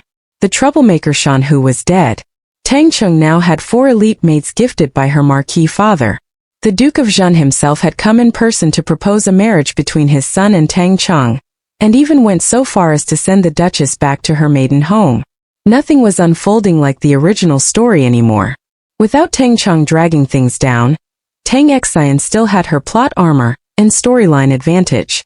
As long as she played her part well, it might not be impossible to knock the female lead off her pedestal. Tang Cheng's fighting spirit was reignited. After exchanging a few words with Tang Cheng, she left in a hurry. Tang Cheng didn't think much of it. Tang Cheng was always impulsive, acting on a whim. After playing with her parrot for a bit, she napped in the courtyard. While she was napping, Xie Xuanning arrived at the Ministry of War's main gate in a carriage bearing the Min family's crest. Her appearance drew quite a few curious and suspicious looks. Later, people saw young Lord Wen leaving the ministry with Miss Xia. Together, they went to Jihe Hall to fetch a physician and brought him to the Min residence. Rumors and speculation began spreading like wildfire. Before long, even the Marquis of Nanyang's household had heard the news. The 4 personal maids sent people to investigate, and when they learned that the Duchess of Zhenguo had fallen ill, they all grew worried. So when Tang Cheng woke from her nap, she was met with 4 maids standing around with hesitant, conflicted expressions. "What's with you 4? You all look so strange. Did something happen?" Zhenju, who had served her the longest, summoned her courage and spoke up. "Miss, the news has already spread. Duchess of Zhenguo caught a chill last night and fell ill. Miss Xia went to the ministry to find young Lord Wen, and the 2 of them went to the Min residence together." Tang Cheng gave them a blank look. Duchess of Zhenguo is Wen Huaiyan's mother. Him going to check on her at the Min residence. What's so strange about that? The 4 maids. "The point is Miss Xia, miss." Unable to hold it in, Shan Hu blurted out. "Miss, I'm just worried that young Lord Wen might be walking into a trap. That Miss Xia clearly has feelings for him, and Duchess of Zhenguo seems eager to match them. What if?" She trailed off, her gaze falling on Tang Cheng's still flat stomach. Tang Cheng's mouth twitched. Of course she knew what Shan Hu was implying. Wasn't it all just the result of that one accident between the original Tang Cheng and Wen Huaiyan? You're all overthinking it. Wen Huaiyan isn't the sickly pushover he used to be. After going through that setup, he should have learned his lesson. He's not that easy to trick now. And even if he does get manipulated by his mother and Miss Ye, it's fine. It just means I lose one potential husband candidate, that's all. Tang Cheng was surprisingly calm. She knew her outlook didn't align with the norms of this era. Some would call her views outrageous. But with powerful backers and her own confidence, she had no intention of changing. As long as she was happy, that was enough.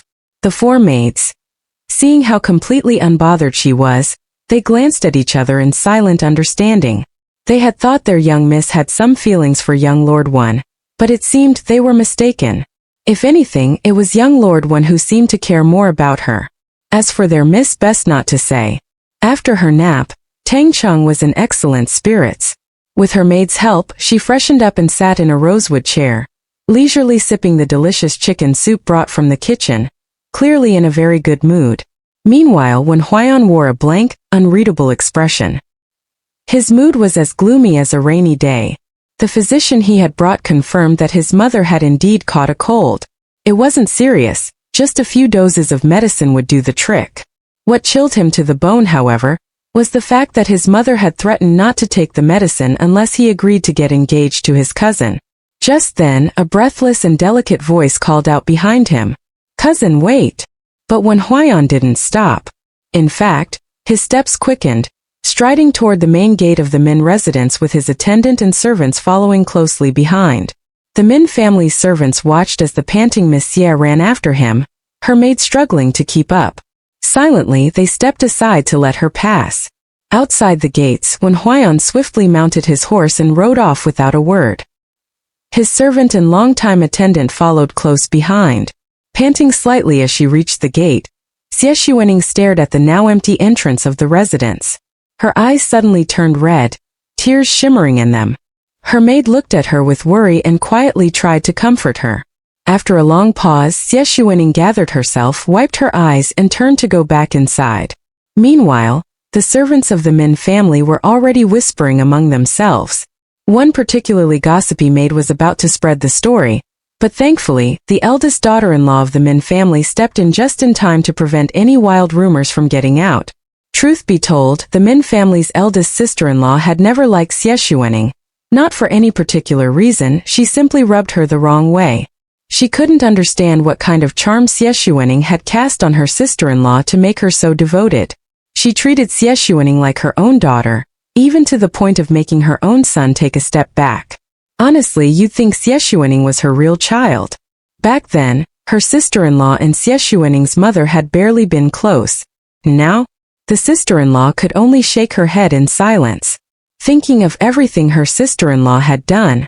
If her son weren't the only heir of the Duke of Zhenguo, it wouldn't have been as simple as sending her back to her maiden family. The Duke's bottom line was the matter of heirs. What on earth was her sister-in-law thinking? Wouldn't it be better to just live life peacefully? Back when fourth Miss Tang wasn't in the picture, neither the Duke of Zhenguo nor the young heir ever showed any intention of letting Xie Xuening marry into the household. Why couldn't her sister-in-law see that? After leaving the Min residence, Wen Huaiyan somehow ended up riding all the way to the gates of the Marquis of Nanyang's estate. This time, the guards let him in without hesitation. Clearly, the Marquis had given instructions. Seeing this, Wen Huaiyan's mood lifted, if only slightly. When Tang Cheng heard that Wen Huaiyan had come, she looked surprised, while her four maids were visibly delighted. Today, Wen Huaiyan was dressed in a neatly tailored official robe, still as elegant and striking as ever. As soon as he entered, he sat down across from Tang Cheng and casually poured himself a cup of tea. His demeanor was completely natural, like he was at home. Tang Cheng. Wen Huaiyan, you're getting bolder by the day, she said dryly. Wen Huaiyan glanced up at Tang Cheng's speechless expression, his gaze drifting meaningfully to her flat stomach. A subtle, knowing smile tugged at his lips. Tang Cheng, were already this familiar. Why bother with formalities? The four maids looked absolutely stunned. Tang Cheng glared at him, her fair hand instinctively moving to cover her stomach. Where are your eyes looking?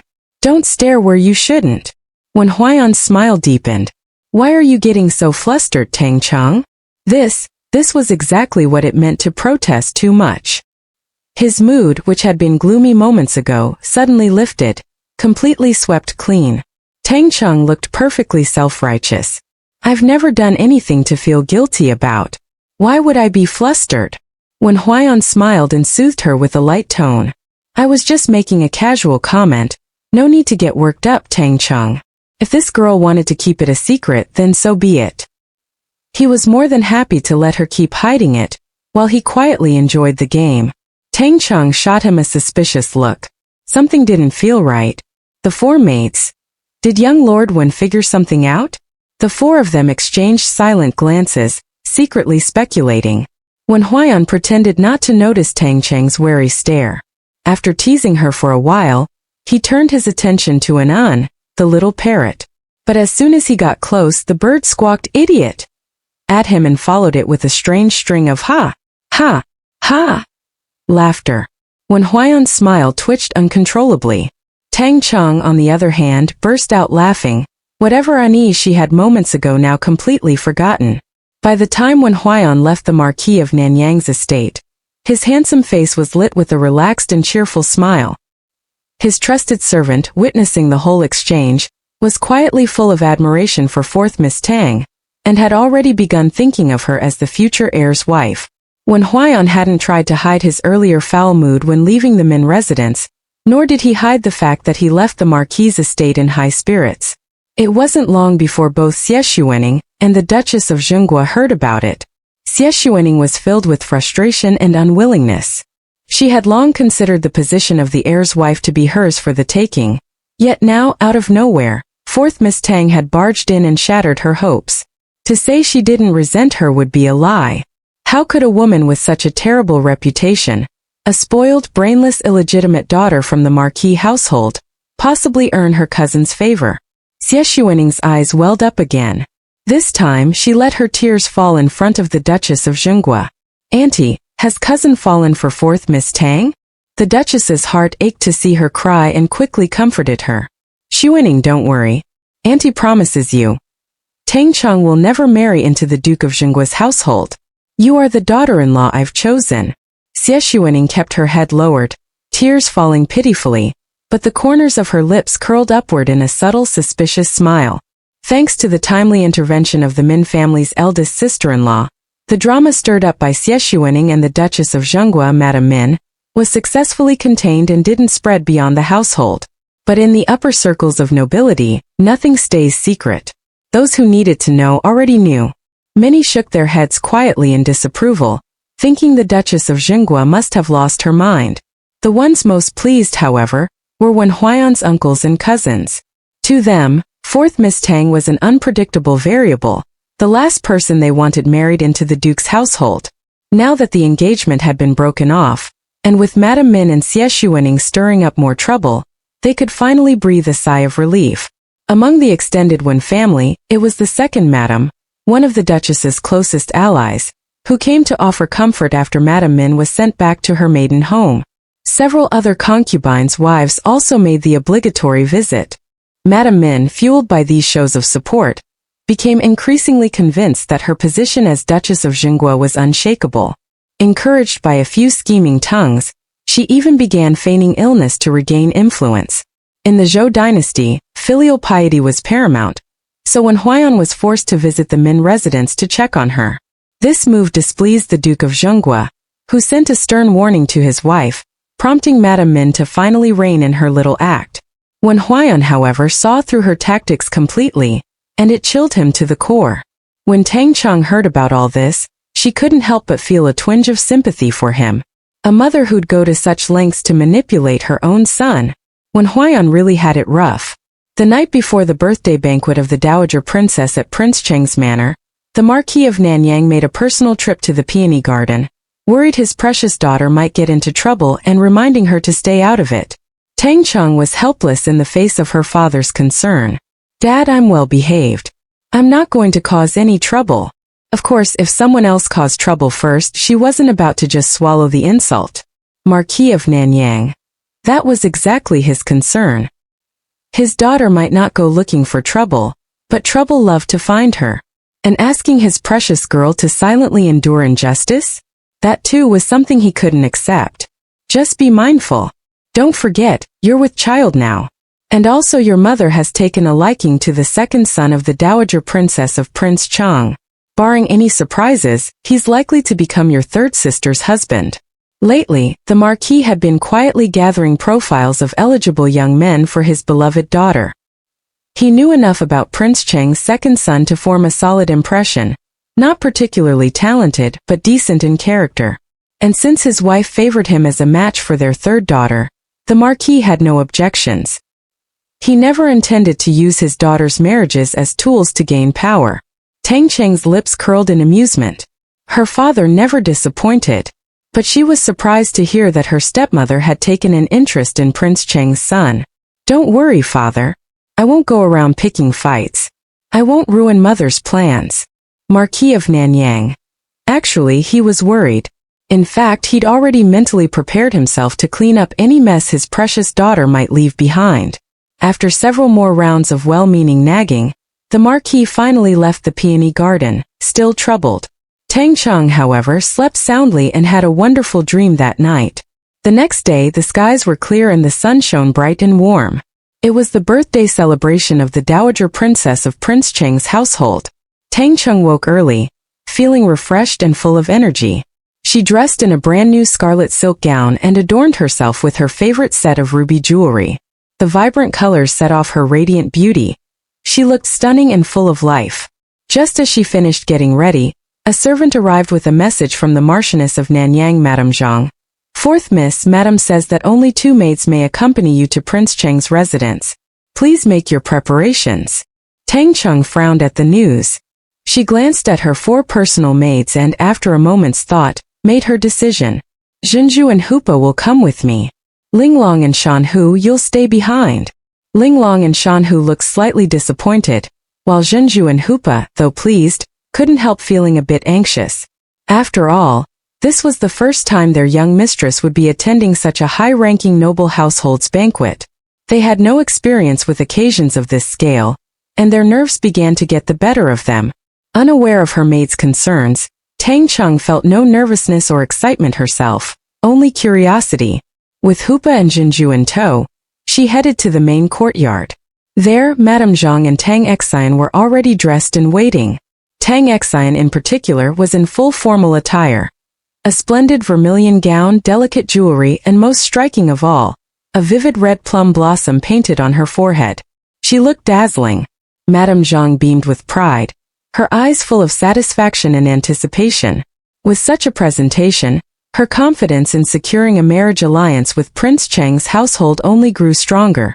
All around the hall, even the maids and older attendants couldn't help sneaking admiring glances at Tang Cheng. Tang Cheng's gaze was immediately drawn to the striking plum blossom painted on Tang Cheng's forehead. Tang Cheng, aren't there already forehead ornaments? Why did you paint a flower on yours? Seeing Tang Cheng's eyes land on her forehead, Tang Cheng lightly touched the gemstone bangle on her wrist, her mood clearly excellent. Forehead ornaments can be cumbersome. I came up with this, it's a forehead makeup look. Plum blossom style. What do you think? Pretty, right? In this era, forehead ornaments existed but makeup styles like this didn't. The idea that she might be setting a trend thrilled Tang Cheng. Tang Cheng nodded. It's pretty. Afraid Tang Cheng might imitate her and also show up wearing forehead makeup, ruining her sense of uniqueness. Tang Cheng quickly clung to Madame Zhang's arm and said, Mother, it's getting late. We should be on our way. Madame Zhang understood her daughter's thoughts immediately. She didn't want 4th Miss Tang stealing her daughter's thunder either, so she nodded in agreement. Let's go. Tang Cheng gave a small, knowing smirk but said nothing. She followed behind with her maids, utterly unbothered. Tang Cheng and Tang Cheng shared a carriage. Tang Cheng knew this was a golden opportunity to get closer to the 4th prince. With the plot already veering off course, she couldn't help glancing at Tang Cheng, who looked completely relaxed, and silently prayed she wouldn't mess things up. In the original story, Tang Cheng had been framed by the female lead, Lu Jintong, during the Dowager Princess's birthday banquet, which ended up ruining the 4th prince's reputation. This led to a falling out between Prince Cheng's household and the 4th prince, and strained ties with the Marquis of Nanyang as well. But now Shanhu, who had always fanned the flames, was dead. Tang Cheng no longer had anyone tailing the fourth prince or obsessively chasing after him. Her father was even busy collecting profiles of eligible young men for her. The storyline had gone so off-script that Tang Cheng was stunned. Still, she hadn't forgotten how obsessed Tang Cheng once was with the fourth prince. If she saw him again and rekindled those feelings, Tang Cheng was determined to win the prince. She didn't want to end up in some petty sisterly love triangle that would become the talk of the capital. Ideally, Tang Cheng would bow out gracefully. A woman with a tarnished reputation had no business dreaming of marrying into the imperial family. Unable to hold back, Tang Cheng warned coldly, "Fourth sister, the fourth prince will also be attending the banquet today. I know you've always been infatuated with him, but there's no future between you two. Don't make a scene in front of all those nobles." Tang Cheng lazily glanced her way, remembering her father's warning. She lifted her chin slightly and replied coolly, "Tang Cheng, worry about that after you've married into Prince Cheng's household. At least then you'll have the standing to talk." Tang Cheng's expression darkened instantly. She was so furious she nearly tipped backward. What did that even mean? Marry into Prince Cheng's household? She was the legitimate daughter of a noble marquis and a third-rank official in her own right. No matter what, she wouldn't marry some mediocre man living off his ancestral title. Her voice turned icy. "Fourth sister, mind your words. Marriage is a matter for parents and matchmakers. Don't spout nonsense and ruin my reputation." Tang Cheng gave her a puzzled look, genuinely surprised by how strongly she reacted. "Tang Cheng, didn't mother tell you? Father mentioned it just last night. Dowager Princess is using this banquet to scope out candidates for her younger son's bride. Mother already set her sights on him as your future husband. I thought that's why you went to such lengths to dress up today. I guess not, huh? Well, now you know. Good thing you've got that lovely plum blossom makeup. Make a good impression, and maybe the dowager and her son will fancy you." Zhanju, Hoopa. Was the young miss doing this on purpose? It was obvious from third Miss's reaction that she had no interest in the dowager's younger son. Tang Cheng's face turned an awful shade. Her fists clenched so tight her knuckles whitened. Her chest rose and fell rapidly. She was practically shaking with rage. "Nonsense," she hissed. She hadn't expected the Marquis to actually share this with Tang Cheng. What if she blabbed about it to others? Tang Cheng's expression darkened further. Tang Cheng gave her a sidelong glance, saw the storm brewing on her face, and rolled her eyes inwardly. She couldn't be bothered to engage any further, so she closed her eyes and relaxed, enjoying Hoopa's attentive care. Fuming, Tang Cheng snapped at everyone in the carriage, warning them not to breathe a word of what had just been said. Silence fell over the compartment. The carriage slowly made its way to the street where Prince Cheng's residence was located, then came to a stop. On both sides of the road, carriages of all sizes and styles were already parked, and elegantly dressed young nobles and stately ladies stood in clusters, chatting and laughing in high spirits. The Nanyang Marquis' carriage had a prime spot near the front. As soon as it came to a halt, a group of graceful young maids in green from Prince Cheng's household stepped forward to guide the guests. Tang Cheng and Tang Cheng descended from the carriage and followed behind the Marchioness Zhang. One walked with carefree ease, the other with refined poise. Tang Cheng, recently the talk of the capital's gossip circles, drew immediate attention the moment she stepped down. Murmurs and sideways glances followed her. Tang Cheng's plum blossom makeup also drew its share of admiring looks, which she soaked in with obvious satisfaction. The Jiananbo household had arrived slightly earlier but hadn't yet entered. Lu Jintong, the female lead, stood by their carriage. She had just lashed out with sharp words at an old enemy from her previous life, leaving the other thoroughly humiliated. Her mood was at an all-time high. But the sudden arrival of the Nanyang Marquis' carriage swiftly diverted everyone's attention away from her. Ever since falling out with Tang Cheng, Lu Jintong's resentment toward her had only deepened. At that moment, the sound of galloping hooves echoed down the street. The head steward of Prince Cheng's household suddenly rushed out with a group of attendants to greet the newcomers respectfully. Everyone turned to look. The court session had just ended, and a number of high-ranking officials were arriving to pay their respects to the Dowager Princess. Among them were the Marquis of Nanyang, young Lord 1, and the Duke of Zhenguo, Tang Cheng. When Huaiyan, dressed smartly in his official robes, caught sight of Tang Cheng immediately. With a smile tugging at his lips, he urged his horse forward and called out to her. Gasps followed. Many noble ladies cast looks of surprise, envy and admiration in Tang Cheng's direction. The Marquis of Nanyang's eyes widened. Just as he was about to step forward, the Duke of Zhenguo cleared his throat and quickly stepped in to block him. Marquis, let the youngsters handle their own affairs. There's no need for us to get involved. The Marquis looked from his carefree, oblivious daughter to the Duke standing beside him, and suddenly chuckled. You're right, Duke. Quite right. Tang Cheng glanced at her father, who had been effectively blocked by the Duke of Zhenguo, and the corners of her mouth twitched slightly. At that moment, when Huaiyan dismounted with practiced ease and came to stand before her, a faint smile playing on his handsome face. Sometimes arriving late works out better, he said with a knowing look. Wouldn't you agree, Tang Cheng? She studied his expression for a moment, then nodded. It really is good timing. When Huaiyan's smile deepened, his eyes dark and meaningful. Some would call it fate. Tang Cheng's heart skipped a beat. When Huaiyan had been acting strange lately, ever since that incident, he'd been flirting with her more and more, always with this vague ambiguity. And now he was at it again. She responded with a bright, smiling face and a bucket of cold water. Fate, sure, but you seem to have a lot of it. See all those noble ladies swooning over you? I bet they're thinking the same thing about fate. Zhenju and Hupa exchanged glances, both inwardly groaning. Miss, you're hopeless. Poor young Lord One.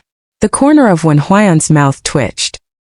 He caught the mischievous glint in her eyes and clenched his jaw silently. This infuriating woman, so heartless. Not far off, Lu Jintong caught sight of the two standing together, laughing and chatting. Her eyes darkened and her hand curled into a tight fist. She nearly choked on her own resentment. Tang Cheng, who had been completely ignored by Wen Huaiyan, was also fuming. She opened her mouth to speak, but just then she caught sight of a carriage bearing the insignia of the Min family and her eyes lit up. Young Lord One, the Duke's wife and your cousin are here. Wen Huaiyan's smile faltered. He turned around, and sure enough, the ladies of the Min household were stepping down from their carriage. His mother had actually brought his cousin to attend the Dowager Princess's birthday banquet. Both women spotted him almost immediately and began walking over. A flicker of coldness passed through Wen Huaiyan's eyes. Tang Cheng gave him a look full of sympathy. Good luck, Wen Huaiyan. I'll be heading in with my mother. With that, she lifted her skirts and turned to leave, not even glancing back as she strode away with her maids in tow. But when Huaiyan quickly reached out and grabbed her arm, Tang Cheng looked down at his hand, then raised an eyebrow at him. What now? He cleared his throat awkwardly. It's the Dowager Princess's birthday. If anyone causes trouble, just go easy on them. Tang Cheng stared at him speechless. Did she look like someone who'd beat people up at a banquet? Still, the fact that he wasn't asking her to endure it, but to go easy if provoked, pleased her. Don't worry, she said with a smirk. I'll show some mercy. Zhenju and Hupa were both sweating. What kind of conversation was this? Why did it sound like someone was definitely going to provoke their young miss? Tang Cheng. The bystanders. It's over. Young Lord One is completely smitten with Tang 4th Mississippi. The old princess consort of Prince Cheng's residence held a very high status within the royal family. Naturally, her birthday banquet was a grand affair, teeming with esteemed guests. Every prince and princess showed up without exception, making for a lively and bustling scene. Among the crowd, Tang Cheng spotted the 4th prince, the one the original host of this body had been infatuated with. Tall, handsome and exuding noble elegance. He was, without a doubt, the most striking among the grown princes. Tang Cheng. So the original host was a face connoisseur too, just like her. She openly admired the 4th prince's handsome features, inwardly praising the original host's good taste. What a pity. Given the vast difference in their statuses, even if the original host had gotten her wish, she could have only ended up as a concubine at best. Tang Cheng, however, would never be someone's concubine. Of course, in the eyes of the public, she was now a woman who had lost her virtue. Even marrying the heir of the One family was considered a stretch, let alone dreaming of the 4th prince. Tang Cheng was well aware of that, but it didn't bother her. After all, that so-called imperial decree for a marriage had just been a passing joke from the emperor. Her gaze toward the fourth prince was nothing more than pure appreciation. Dressed in a regal purple robe, the fourth prince suddenly seemed to sense something and abruptly turned his head, locking eyes with Tang Cheng. She smiled politely, the corners of her lips lifting slightly in a courteous gesture. The fourth prince's expression shifted subtly, then he turned sharply and strode into the hall without another glance. Tang Cheng blinked, surprised. She unconsciously touched her face, puzzled. Was my smile really that scary? Zhenju and Hoopa. Miss, have you forgotten how you used to chase the fourth prince around like a madwoman? He's traumatized. No, miss, your smile is beautiful. Perhaps the fourth prince had urgent business, Zhenju replied diplomatically. Oh, I see. Tang Cheng accepted the explanation without question. Zhenju. From the side, Lu Jintong lowered her gaze, hiding the murderous glint in her eyes. That overreaching fool Tang Cheng was still eyeing the fourth prince. She really should take a good look at herself. Does she even know her own worth? Others who had been quietly observing Tang Cheng's every move couldn't help but glance toward the group that had just entered, led by the heir of the one family. The moment when Huaiyan stepped in, he saw Tang Cheng's gaze stuck on the fourth prince. Not only that, but she even smiled at him. A wave of discomfort surged in his chest, and his expression darkened. His two close friends, the heir to the Duke of Dingbei and the eldest young master of the Duke of Qi household, exchanged a silent look of sympathy. Huaiyan, there's no sweetness in a melon forcibly picked. Just give it up, Qi Changxiu said, giving him a pat on the shoulder. The Duke of Dingbei's heir nodded in agreement. Exactly. You saw it yourself. Fourth Miss Tang still hasn't given up on the fourth prince. But it's a classic case of unrequited love. When Huaiyan pressed his lips into a tight line and said nothing, he brushed past them and strode straight toward Tang Cheng. Tang Cheng, I'll take you back home after the banquet. His two friends looked at each other, full of exasperation. He's hopeless. Onlookers. Under the cold, furious gaze of the Marchioness of Zhenguo, Madame Min, Tang Cheng smiled sweetly and nodded. All right. When Huaiyan's mood visibly improved, but Tang Cheng was still brooding over the fourth prince's reaction earlier. After a moment's hesitation, she spoke up, half sincerely asking Wen Huaiyan for a favor. Wen Huaiyan, could you help me apologize to the fourth prince on my behalf? Tell him I won't bother him anymore, so he doesn't have to act like I'm some kind of plague every time he sees me. Might as well clean up the mess the original host left behind. Wen Huaiyan paused, meeting Tang Cheng's clear, calm gaze. There wasn't a trace of infatuation or longing in her eyes. He couldn't help but feel secretly pleased, and a faint smile tugged at his lips. All right. I'll pass your message to the fourth prince. Tang Cheng smiled. Thank you. Wen Huaiyan raised an eyebrow. No need to thank me, as long as you don't go back on your word. Tang Cheng waved a hand. I won't. I'm aiming to be a proper wife after all. Hearing that made Wen Huaiyan feel even more at ease. Seizing the moment, he took the opportunity to promote himself. Tang Cheng, what do you think of the title Marchioness of Zhenguo? Tang Cheng looked at Wen Huaiyan's handsome face with a smile in her eyes. Truthfully, he fit her preferences quite well. Definitely the type she had in mind for a husband. It's a fine title, she said with a grin. But this concerns my lifelong happiness. I'll need to think it over carefully. She still hadn't reviewed the list of eligible bachelors her marquis father had compiled. No rush. It wasn't like Wen Huaiyan could run away. So thought the not-so-innocent Tang Cheng. Wen Huaiyan's gaze unintentionally swept across her lower abdomen. His lips curled. I can wait. Zhenju and Hoopa stared wide-eyed, thinking their lady didn't seem to be joking. They exchanged glances, stunned. Had she really given up on the fourth prince? Others didn't know what they were saying. Only that the heir of the one family was smiling. Quietly, people shook their heads. No one could understand what exactly he saw in fourth Miss Tang, that pretty face good for nothing. Maybe her ability to bear children? Thinking of the Marquis of Zhenguo and his son's issue, and remembering how Tang Cheng had gotten pregnant after a single accident, many suddenly felt they understood Wen Huaiyan's motives.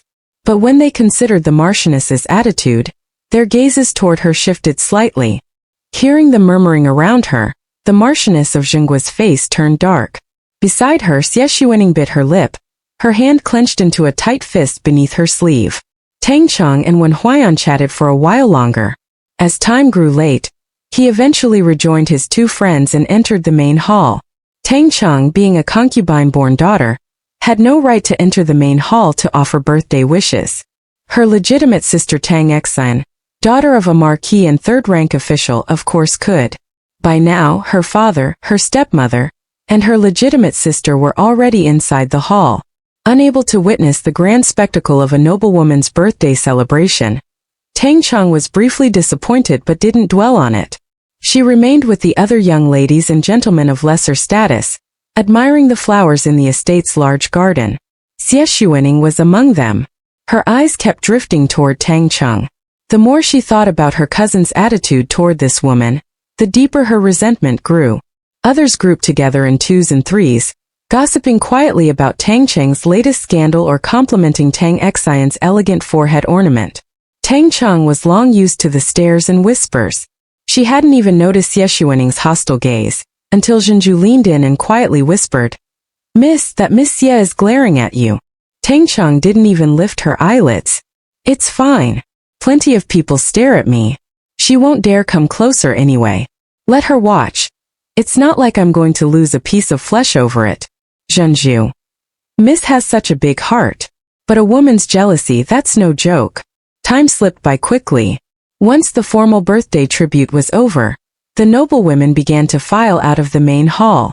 The place remained bustling with chatter and activity. As more and more people filled the garden, veiled insults and passive-aggressive remarks started flying around. Tang Cheng frowned slightly, thinking of her father the Marquis's warning, and seeing that when Huaiyan and other familiar faces weren't around, she quietly slipped away with Zhenju and Hupa to the lakeside near a small grove to feed the fish.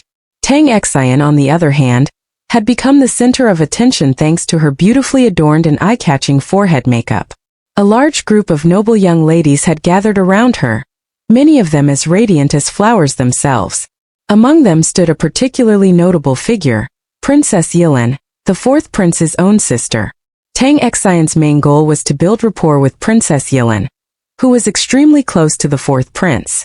Through her, Tang Xian hoped to get closer to him. It was the safest and most effective route. As for Tang Cheng, Tang Xian had long since tossed her aside, forgotten. What the noble young ladies didn't know was that the maids and older attendants from the host household were secretly observing their manners and conduct, quietly taking mental notes. Tang Xian was one of the people the princess consort of Prince Cheng had instructed them to observe closely. After all, she had personally presented a birthday gift to the elderly princess consort, clearly indicating her intention to marry into Prince Cheng's household. Unaware of any of this, Tang Xian was chatting happily with Princess Yilin, a composed and confident smile lighting up her charming face. Prince Cheng's second legitimate son was also secretly watching the glowing Tang Xian from a distance. The longer he looked, the more captivated he became. Meanwhile, Xie Xuening and Lu Jintong had been keeping an eye on Tang Cheng the entire time. When they saw her heading toward the lake with her maids, Xie Xuening's eyes glinted. She signaled to her own maid and followed. Seeing this, Lu Jintong gritted her teeth, abandoned her plan to approach the fourth prince, and found an excuse to leave the garden, quietly trailing behind. By the lakeside, Tang Cheng stood enjoying the gentle spring breeze. Zhenju handed her a bowl of fish food, along with some news she had overheard. "Miss, I heard the third miss presented a birthday gift to the princess consort, and she was very pleased, praised her in front of everyone." Tang Cheng raised her brows in surprise. "Tisk. Judging by how fiercely Tang Xian reacted in the carriage earlier, I thought she didn't want to marry into Prince Cheng's household. Turns out she was just saying the opposite of what she meant. Now everyone knows she set her sights on the prince's manor. Mother must be thrilled." After all, the Marquis of Nanyang's household and Prince Cheng's residence had no prior connections. The fact that Tang Xian had gone out of her way to prepare a personal gift for the old princess consort was loud and clear in meaning. What Tang Cheng didn't know was that Tang Xian only wanted to draw attention to herself at the banquet, unaware that her move would backfire. Whether she'd regret it later remained to be seen. Tang Cheng casually scattered the fish food. Zhenguo had gotten it from a maid in the prince's household. Into the lake, watching the fish swarm toward the surface in a flurry. At that moment, Xie Xuening approached with her maid, calling out gently, "Fourth Miss Tang." Tang Cheng couldn't be bothered to respond. She remained by the water's edge, continuing to toss feed into the lake and watching the fish scramble for it, utterly ignoring Xie Xuening's presence. Zhenguo and Hupa instantly grew alert. What was this Xie girl doing here? Being completely ignored caused a flicker of anger to rise on Xie Xuening's delicate face. She took a deep breath, forced herself to stay calm, and stepped forward to stand beside Tang Cheng by the lake. "Fourth Miss Tang." Tang Cheng lazily glanced at Xie Xuening beside her, her tone indifferent and bored. "Miss Xie, do you need something? If not, stop hovering around me. You're an eyesore." Xie Xuening seethed inside at Tang Cheng's attitude and couldn't stop herself from snapping. "Fourth Miss Tang, if you're still thinking about the fourth prince and have no intention of marrying my cousin, then stay away from him. Don't try to have your cake and eat it too. You'll end up with nothing in the end." Tang Cheng raised an eyebrow, her lips curling into a mocking half-smile. "And what does whether I marry Wen Huaiyan or not have to do with you? You're meddling in things that don't concern you, like a dog chasing mice. Even if I weren't in the picture, you still wouldn't be able to marry into the Duke of Zhenguo's family. So why don't you give it up?" Xie Xuening turned pale with rage. You, Zhenguo and Hupa's mouths twitched. Their young lady's tongue was getting sharper by the day. "What about me?" Tang Cheng replied lazily. "I'm just telling it like it is. Miss Xie, do yourself a favor and stop wasting your time. You'll only end up with empty hands." She retorted with ease, her eyes flashing with clear disdain. This is all it takes to get under her skin? How fragile. Xie Xuening's face flushed a deep red. You're impossible." Not far away, Lu Jintong had been watching the scene unfold. She frowned, disappointment flickering in her eyes. Of course, Xie Xuening had grown up under the protection of the Duke of Zhenguo's wife, spoiled and unchallenged. She lacked the cunning or depth to match someone like Tang Cheng, even if Tang Cheng was willful and reckless. A few barbs and Xie Xuening was already crumbling. But Xie Xuening hadn't come here just to get insulted. After a moment of seething, she remembered her real plan. Judging by the time, her aunt and the others should be arriving soon. The path by the lake was secluded, with few people nearby. Her expression twisted slightly. Then with a strange smile, she suddenly stumbled forward, her body swaying as she pitched dramatically toward the water. "Ah! Fourth Miss Tang, why did you push me?" Splash! Xie Xuening fell into the lake. "Help! My lady's been pushed into the lake by Fourth Miss Tang!" Her maid shrieked from the shore. "Help! Someone come quickly!" The shrill cries echoed across the garden. Footsteps came rushing toward the lakeside in a flurry. Nearby young ladies and gentlemen who had witnessed the scene were stunned. Did Fourth Miss Tang just push someone into the lake? How vicious! Still, none of them rushed in to help. No one wanted to risk offending the spoiled and unpredictable Fourth Miss Tang, only to get dragged into trouble themselves. Lu Jintong hadn't expected Xie Xuening to go that far. Her lips curved into a smirk. Well, that should completely ruin Tang Cheng's reputation now. Tang Cheng watched the entire self-directed performance with a cold expression, her eyes briefly flicking toward a certain direction. "Miss, what should we do?" Zhenguo asked anxiously, seeing a crowd quickly approaching. She hadn't expected Xie Xuening to resort to framing her, and silently blamed herself for not stopping it in time. "Miss, I can swim. Should I go in and save her?" Hupa asked, biting her lip. She didn't want to help the girl who had just tried to drag her mistress down. Tang Cheng let out a cold laugh. "No need. Let her flail." Xie Xuening really underestimated her. She didn't care about her reputation to begin with, and she certainly wasn't someone who took things lying down. At that moment, the Marchioness of Zhenguo came rushing over. Seeing her, Tang Cheng sneered and calmly picked up a handful of fish food from the dish in her hands, then flung it straight toward Xie Xuening, who was thrashing about in the water. Consider it feeding the fish. Caught off guard while pretending to struggle, Xie Xuening swallowed a mouthful of fish food. Zhenguo and Hupa were dumbfounded. Miss Xie just ate the fish food." Tang Cheng smirked. "So what? It won't kill her. If she didn't want to eat it, She shouldn't have opened her mouth so wide. I haven't even accused her of stealing food from the fish yet. The crowd that had rushed over stood frozen, eyes wide at the scene before them. And when they heard Tang Cheng's bold, shameless declaration, they were speechless. The Marchioness of Zhenguo trembled with fury, her entire body shaking as rage twisted her features. Tang Cheng, that's enough. Someone hurry. Get into the water and save her. A flurry of chaos broke out. After a storm of furious scolding from the Marchioness of Zhenguo, one of the rough servant women who knew how to swim finally dove into the lake and dragged Xie Xuening out. Soaked from head to toe, Xie Xuening collapsed on the shore, sobbing uncontrollably and vomiting in distress. A truly pitiful sight. Tang Cheng stood calmly nearby, completely unfazed by the Marchioness's murderous glare. She gave the bowl of fish food in her hand a casual shake, then sighed regretfully. What a shame. I didn't even get to finish feeding the fish.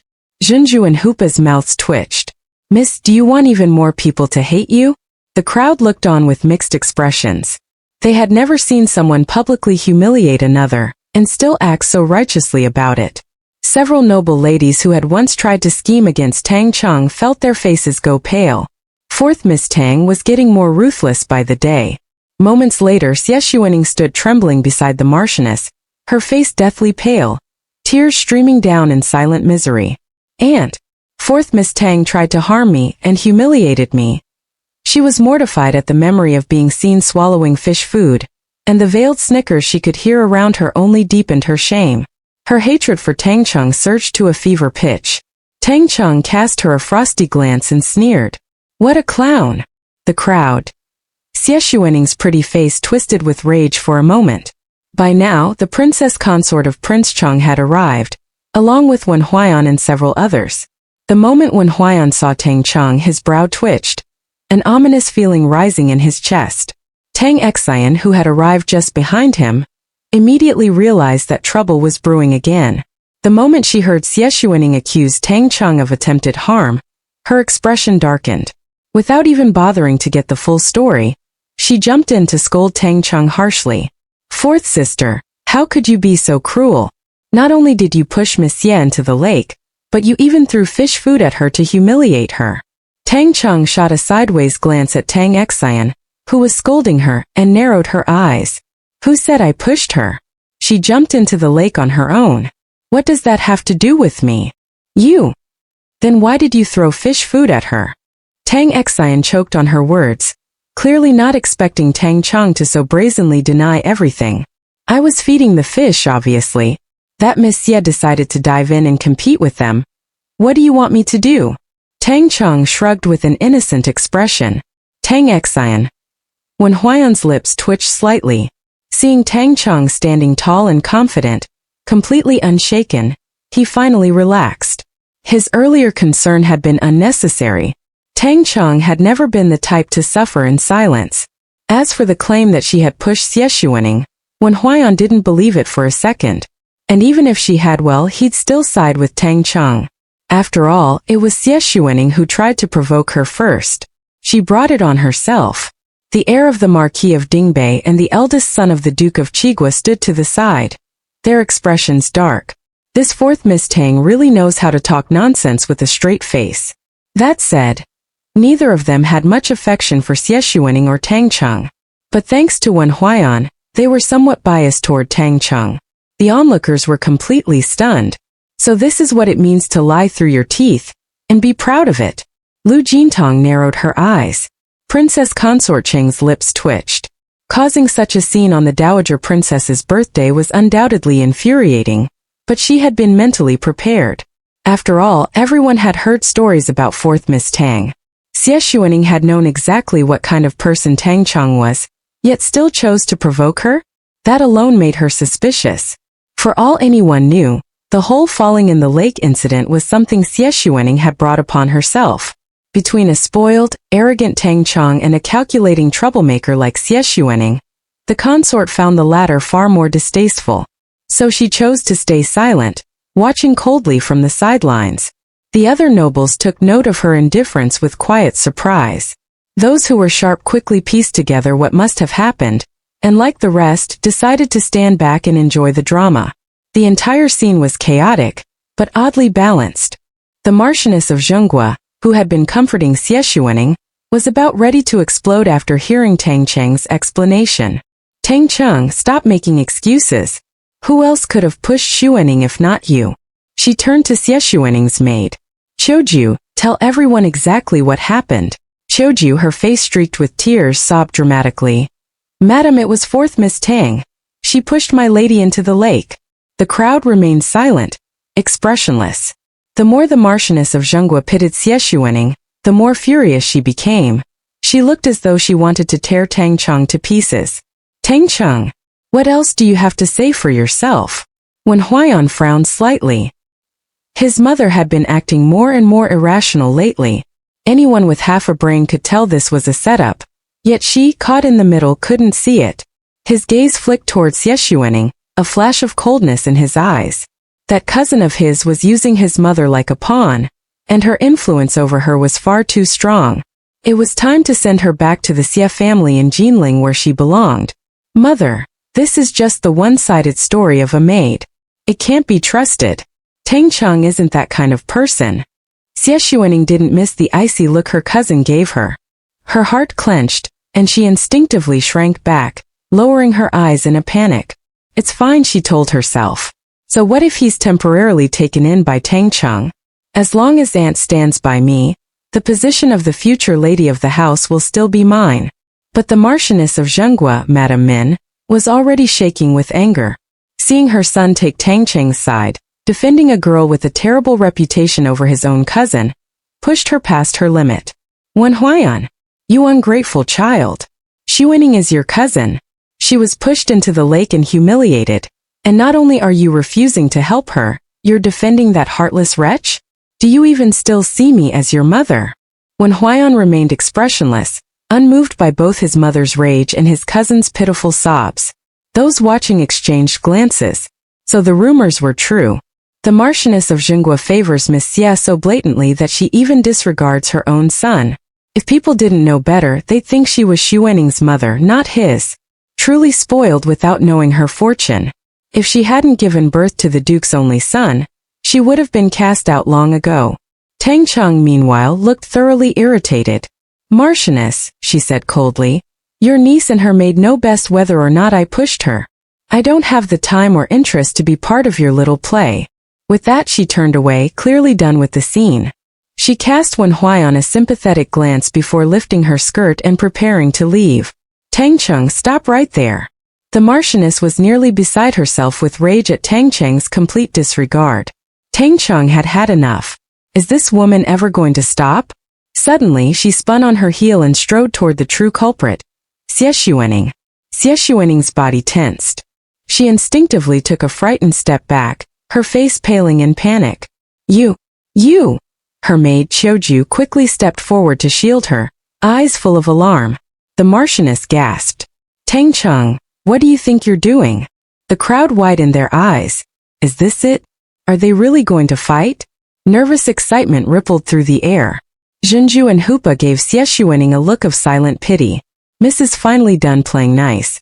Tang Cheng stopped in front of Xie Xuening, a cold sneer tugging at her lips as she stared her down. Miss Xie, you're saying I pushed you into the lake?